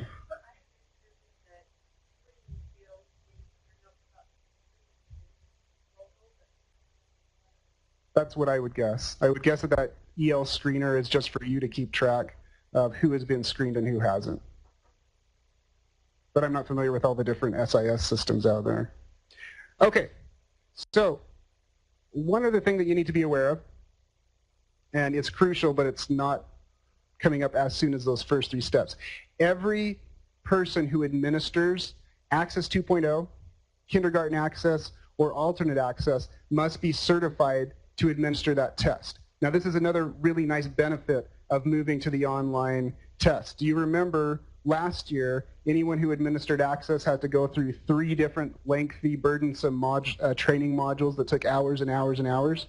Okay, that was because the speaking section and the writing sections of the test were scored by the administrator, and you had to be trained in how to do that. Now, speaking and listening and everything else is being scored by the test. The speaking and writing are scored by human scorers at DRC's offices. Reading and listening are scored by the test engine. Okay, and so that means that for Access 2.0, for grades 1 through 12, there's just one module, because for the most part, administering the test is sitting the students down in front of the, well, printing out test tickets, and then sitting the student in front of the machine and making sure that they can use it. Okay, there's one module for kindergarten because kindergarten has not changed, and there's still one module for alternate access because that has not changed. Now, if a particular administrator is not going to be giving, for example, alternate access, there's no need for him or her to do that module. They only need to do the modules that apply to the version of the test they'll be administering. Okay, now you do this, you assign these training modules, and you keep track of who is certified, who's finished, and who hasn't on the WIDA website. This is basically the only piece through which you won't be going through, for which you won't be going through AMS. Now the WIDA website, you'll use your WIDA password, which is different from your AMS password. Again, if you don't have that password, send me an email and we'll get it for you right away. You log in right here, and then you see these tiles. This blue tile right here, this is where you will set up everyone who needs to be certified. And then these are the tiles for the different versions of the test: kindergarten, alternate, and online. By the way, oh, and right here is, but this is also where you keep track of who has completed the modules and who's certified and who hasn't. And down here at the bottom of that page, this tile is a link to AMS again, where you do everything else. Yeah, question at the back. So the alternate assessment is for students with significant cognitive disabilities, and the easy way to think about it is it's for students who will be taking the DLM. It's the 1% of students. And 99% of your students who are taking the DLM, who are ELs, will also be taking alternate access, but that decision needs to be made that shouldn't just be an automatic, that anyone who's DLM also gets signed up for ALT. That needs to be made by the IEP team. That decision needs to be made by the IEP team and the ALS team. Other questions? Okay. So here's the timeline. People were asking about the timeline. Again, we need to order test materials by December 4th. Pre-ID files, David's going to take care of that on December 1st. So make sure that you've got that up to date before December 1st. You're going to receive your test materials, the few materials that you'll get, on January 4th. And the test window is the same as it was last year. It goes from January 19th to March 11th. You've then got a week to pack up the few materials that you're sending back and ship them. The validation window is right here in April. And we should get our reports on May 13th. Here's another benefit of moving to the online test. Remember how in the past you got paper versions of all those different reports, but you had to pay an exorbitant sum to get an electronic version of those reports? You now get both paper reports and electronic versions of those reports, and they're rolled into our contract that we pay for as a state. And you can download those electronic reports again from AMS. That's another big benefit. Yes, Julie. They will be sent to the district office, care of the assessment director. This was another big request of ALS directors last year. In past years, those paper reports went to ADs, and sometimes they didn't know what to do with them, and they were never distributed out to parents or teachers or students. Please let your please work with your ALS directors so that those printed reports are used and used effectively. Great. Any other questions? I'm going to wrap up here. Oh, yes.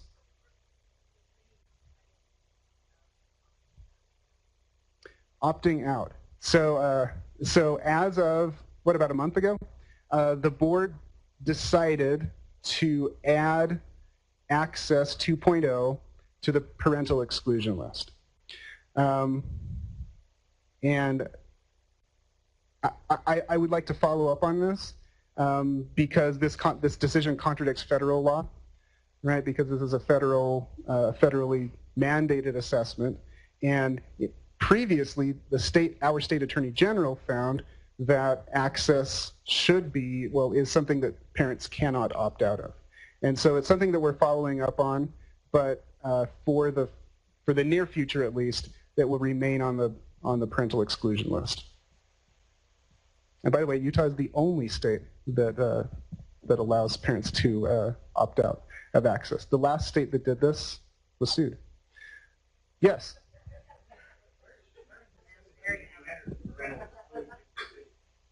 Oh, there's a refused code, and that's what we are. That's what we want to use. It's the parent. In every other state, that refused code is for students who just fold their arms and say, "No, I'm not going to test." In this state, it's also for parents who refuse on the part of the student. Mm-hmm. Yes. Great. Any other questions or concerns? I think, Jared, you were going to talk a little bit about technology. We had a slide in here. Maybe not. Did you want to say anything about software or headphones, headsets?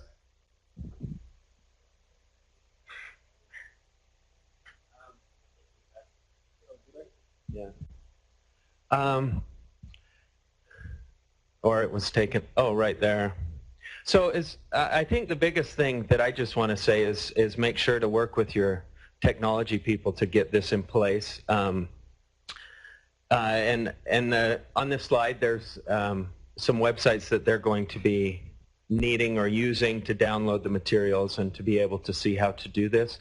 The other thing is with headphones, we've been working with DRC to try and figure out what exactly is needed, because we want the least amount of pain for LEAs to be able to implement this. So for the test, the students need headphones. For the speaking domain, they need also a microphone.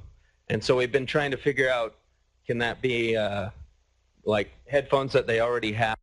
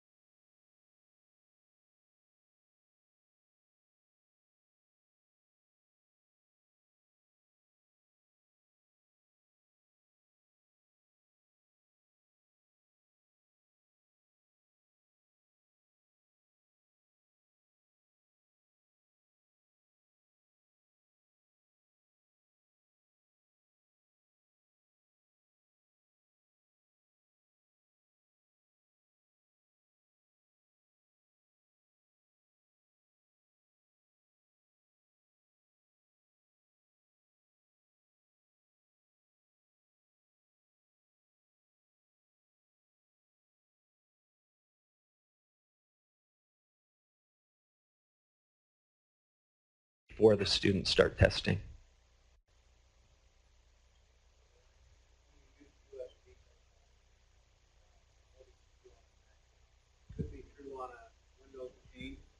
You typically need to go into the system control panel and choose that set of headphones before you begin the test. If it's just a plug into the jack type, they'll work automagically. But if it's USB, they've got to be pre-selected before you start the test or they won't work.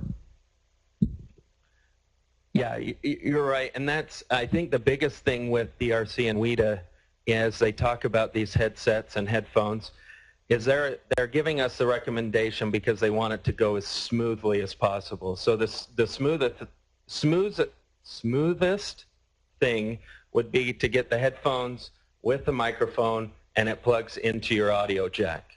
There are other configurations that may work, but that's the easiest and smoothest way. So that's what they recommend.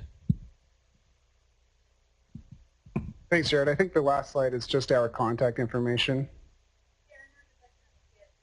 Yes. Yeah, this might be more Jared's realm.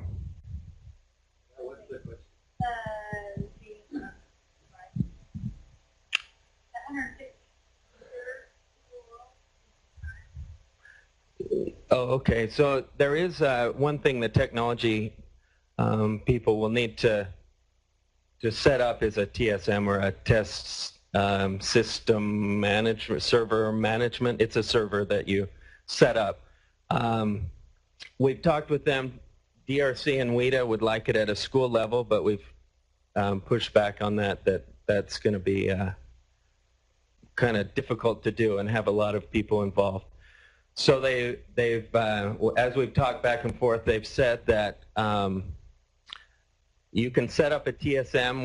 We've said, you know, maybe a district level, or even in some areas of the state, regional centers can host that. We've been told about 150 concurrent test takers is what each server can easily manage. So if you have more questions about TSM, you can just contact me via email or on the phone, and I can work with you on that. At the same time, yeah. So like district-wide, you have 150. That would be one server. If you have, you know, and you can kind of figure out maybe how many servers you need. But that's at one time. Any other questions? All right. Yes. As far as the state law, I'm sorry. So the SB 204 was actually the state law that allowed that to happen. So it wasn't necessarily a board decision. It was just the board incorporated the rule last month. So I just want to make sure that, you know, you're clear about it's really the state law that's in conflict with the federal law, and so that's why it is the way it is right now. So we will keep you updated on how that moves out. There's supposed to be, and from what I understand, several legislators that are very interested in reopening SB 204 and cleaning up, clarifying, and correcting some of the things that are in there. So we are hopeful that this is a one-year only kind of thing, but we don't know yet, so we'll see. There weren't any other questions. This is sums up to testing online. This might be something to share with you specifically. Kindergarten online. Kindergarten. Kindergarten.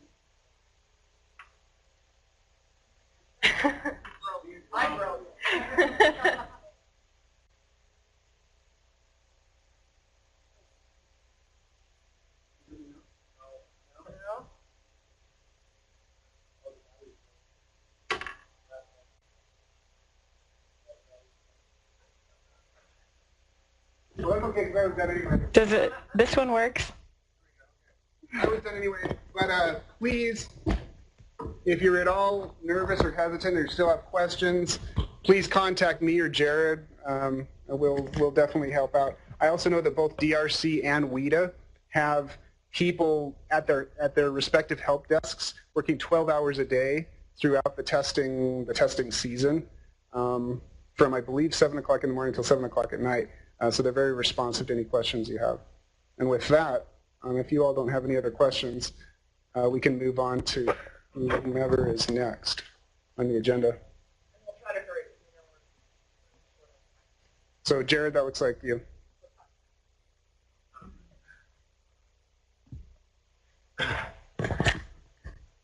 Oh, okay. That's okay. I don't talk fast. I'll just not talk a lot. So ACT, this is actually pretty short. I had a whole slide, so I wanted to fill it up. But essentially what it is November 20th, or tomorrow, was when all the ACT accommodations needed to be entered. They've extended that till December 4th. And an email went out yesterday, from what I understand, from ACT, just stating that and giving some more instructions. I also included here, I know there's been quite a few confusing questions and other things with the accommodations. Well, probably that's what's going on. So I've included is it working? So I've included the website, and there's also some training and some manuals with accommodations if you still have questions, or you can contact me and we'll try and take care of those. But again, you have till December 4th.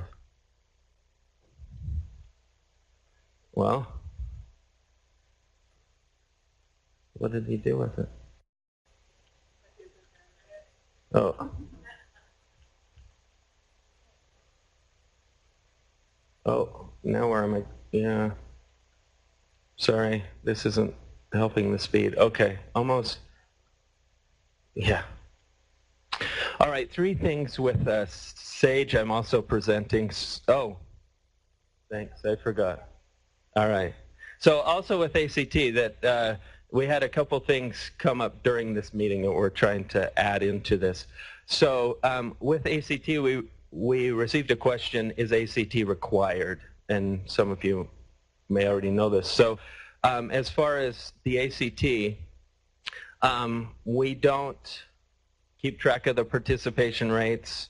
We don't keep track of it for accountability. But what we do say is that you give the students, all students, the opportunity to take the ACT. That's what we're saying. And then it's sort of how you go about doing that. But that has been a question that we received. So giving all students the opportunity to take that.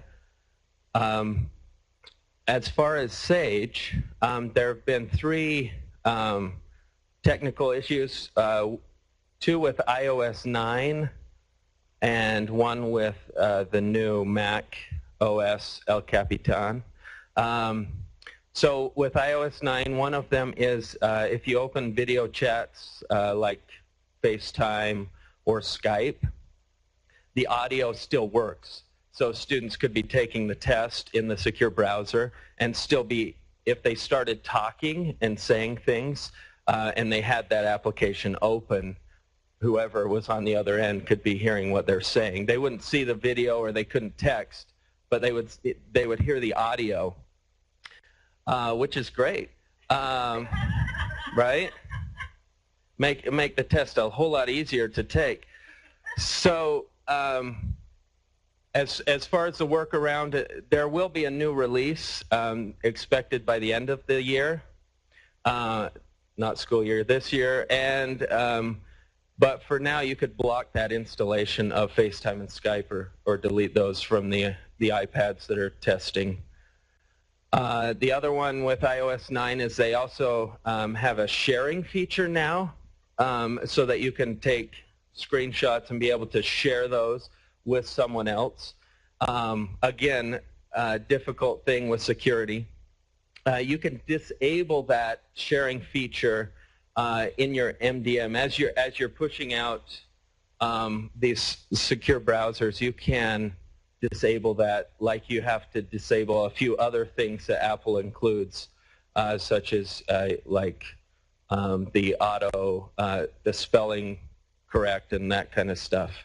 One issue that was brought up with this is you may want to just make sure this is done if you have iOS 9, because there's no way for you to see it from a district level that it was actually disabled. So you may want to check that. And then with the Macs are not, with the new update for the OS, ASL videos have difficulty working correctly. Again, that's in the process of being updated, but the suggestion is don't use it if you have a student that needs the ASL videos. Let's see, and I had one other one for this. I thought so. Oh. We did have an option of blocking iOS 9 for the entire state. We know there's about 300 tests that a district needed to use giving those devices. The moral of the story is this. Do not auto-update your OS systems. I know this is a touchy issue, especially on the Mac side. But if you allow those operating systems to automatically update when those new OSs come out, you are at risk of not being able to use those machines for testing. Okay? We do everything possible to get the new OSs certified and approved in a timely manner. These are two big issues that many states are blocking the use of those devices for. We are monitoring. We know who's using these devices, in which districts, in which schools. We're watching for that, and we'll be following up if we have any test security concerns. But we're trying to give you some flexibility here. Please take care of these issues locally. And no, this is a gotcha with interim testing and all this going on, that when you update your OSs, you are at risk for not being able to use those devices for testing. We've said that for years, and it is very real still. Okay, so you got to work with us on some of those update policies locally. And I know new machines come with the new OSs on them and those kind of things. It's attention, right? This is attention that will not go away anytime soon with testing issues. But yeah, the Skype feature is pretty awesome. Yeah. So Windows 10 is the El Capitan issue. No, that's Mac. Windows 10. Oh, Windows 10. Sorry, I'm all Mac. No. So check the tech specs. They're updated when the OSs get certified. We update that documentation so it's on that list, and there's not any rumors about what's supported and what's not. The list is authoritative, and then these are those issues. So I had to beg and plead. I know we're out of time. Okay, one last thing is just, Julie mentioned earlier, we have SAGE training. We moved it to January 5th through the 7th. We're still trying to find locations, so if you have a location you want to let us use, please let us know about that. But January 5th through the 7th, one of those will be webinar, and then the other two will be, I don't know, maybe one half day, one full day, or something like that. as far as SAGE training.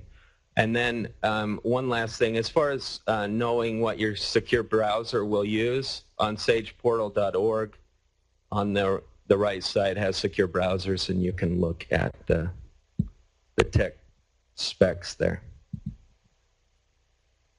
Any questions?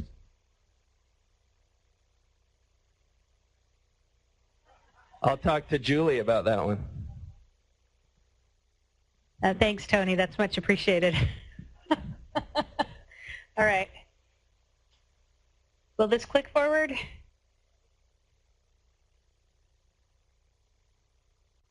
There you go, Emily. Oh, graduation rates. That's not me. Oh, I'm going back. Here. So I think I'm talking about DLM, which I might be able to speak to before we find the slide. Covering for our special ed folks, this is a big FYI that the DLM scores are available to your LEA through the UPIPS system, UPIPS. That's the data management system for special ed. The DLM reports are in there, and that's how special ed chose to distribute those reports. So that's just a big FYI that chase down the UPIPS system to get access to the DLM reports if you haven't seen those. That's how those are coming. And the testing window's open, and no, we're not talking about science. So DLM, oh, yeah. Just an FYI.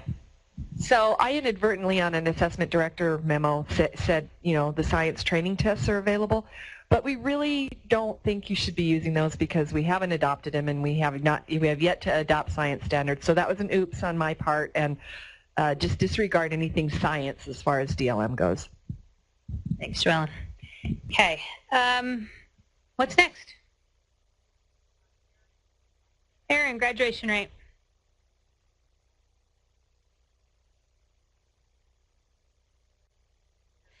So enrolling students in DLM is a different issue. If a student is marked 1% in your SIS system, that triggers DLM for language arts and math and UA for science.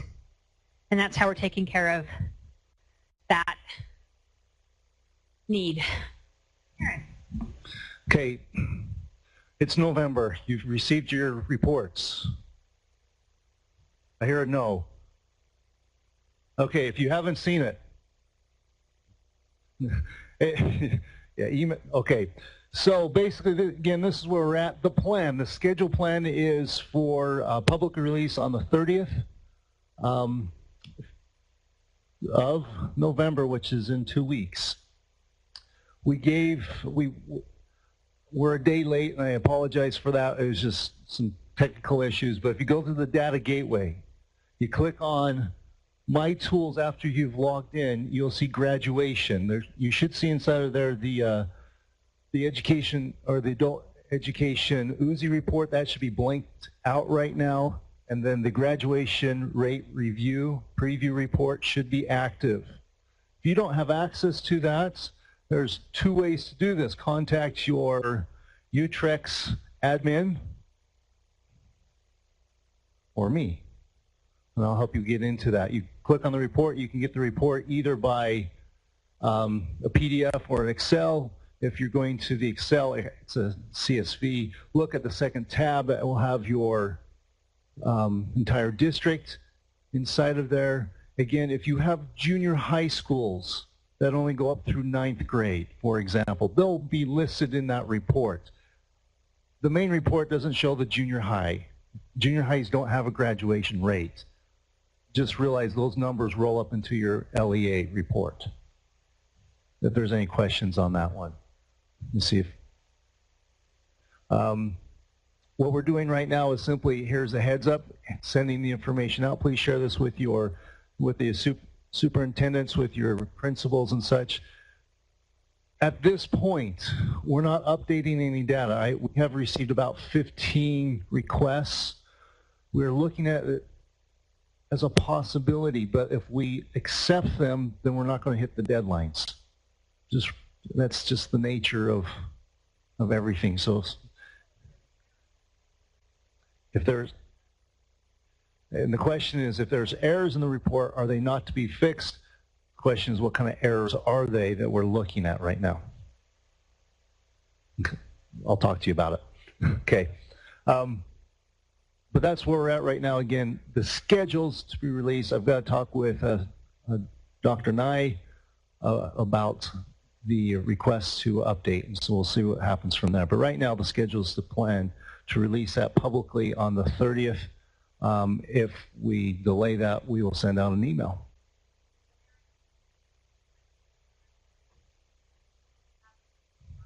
Yes. Yeah.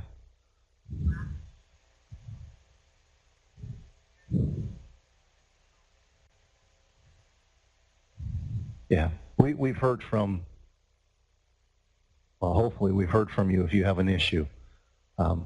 We're just going through those issues. We're doing the research on it right now, see what we're finding. So that's what I have. Just one additional thing, we did update the data gateway. It was Wednesday.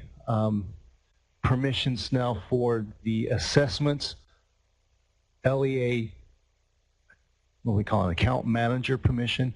You can now reach out and grab any teacher's account and add to it if you need to add accounts or add rights within the assessment domain. Does that make sense? It wasn't working. It is working now. So if you had issues with that and you emailed me with like 500 names, thank you, Alpine. Just kidding. You should be able to handle those. And so as we talked, if you need a training, for example, if your districts want your LEA, or sorry, your schools to have teachers have access to that, and you don't want to do that, you can take a principal, give them the LEA permission as an account manager, and they can go in and add those teachers, and then you can remove that right to that principal later on, or you can do the work yourself. Just depends on how you want to approach that. For the larger school districts, that's probably the better way. The smaller ones, it might be easier just for you to go through and update those accounts accordingly. Any questions? Yes. Tomorrow, yeah.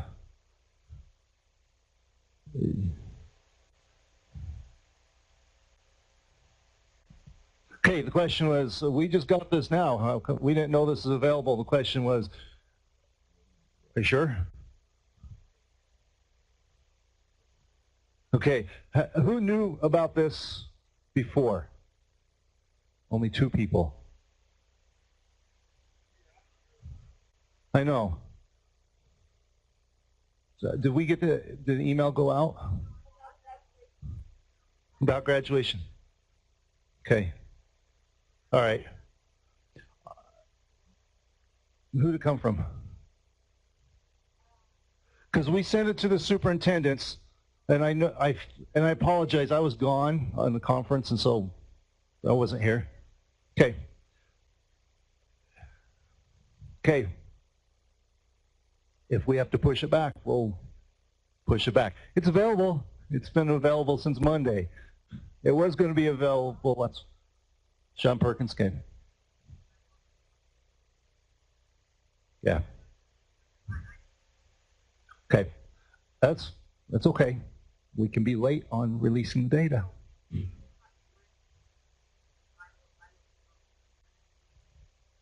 Okay.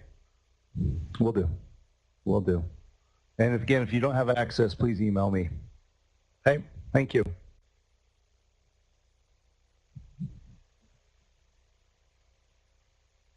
Thanks, Aaron. I'm going to be really brief because we're over on time. If you did not already pick up an Assessment to Achievement application when you signed in on the table, please pick one up on your way out.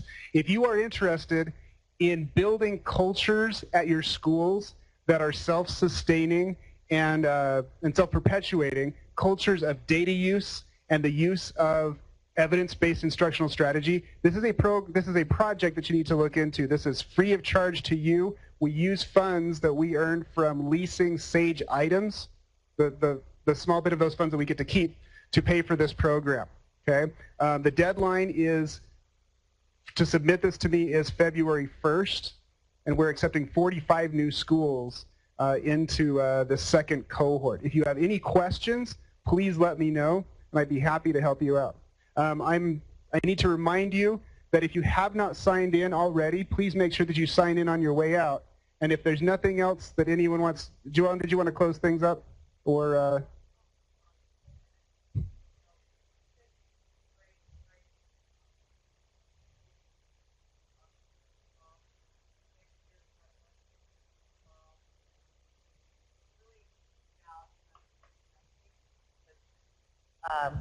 you know, the whole thing is free of charge. And when you go through the application, you'll see how much professional development is offered, and it's amazing. And Sherry, your schools have done it this year. Do you have it? They're just getting a lot better about working together collaboratively and paying attention to their data, which I don't think they had done before as well. So it's the collaborative nature, though, is huge. Because you bring whole school teams, and there's enough of a cohort of teams that can really go back and change the culture at a school. So it's been great. And this is a 2-year project, so this isn't just a hit and miss in and out. This is 2 full years of intensive professional development, free of charge to you. So with that, I'm going to thank you for being here, and please drive safely on your way home or back to work.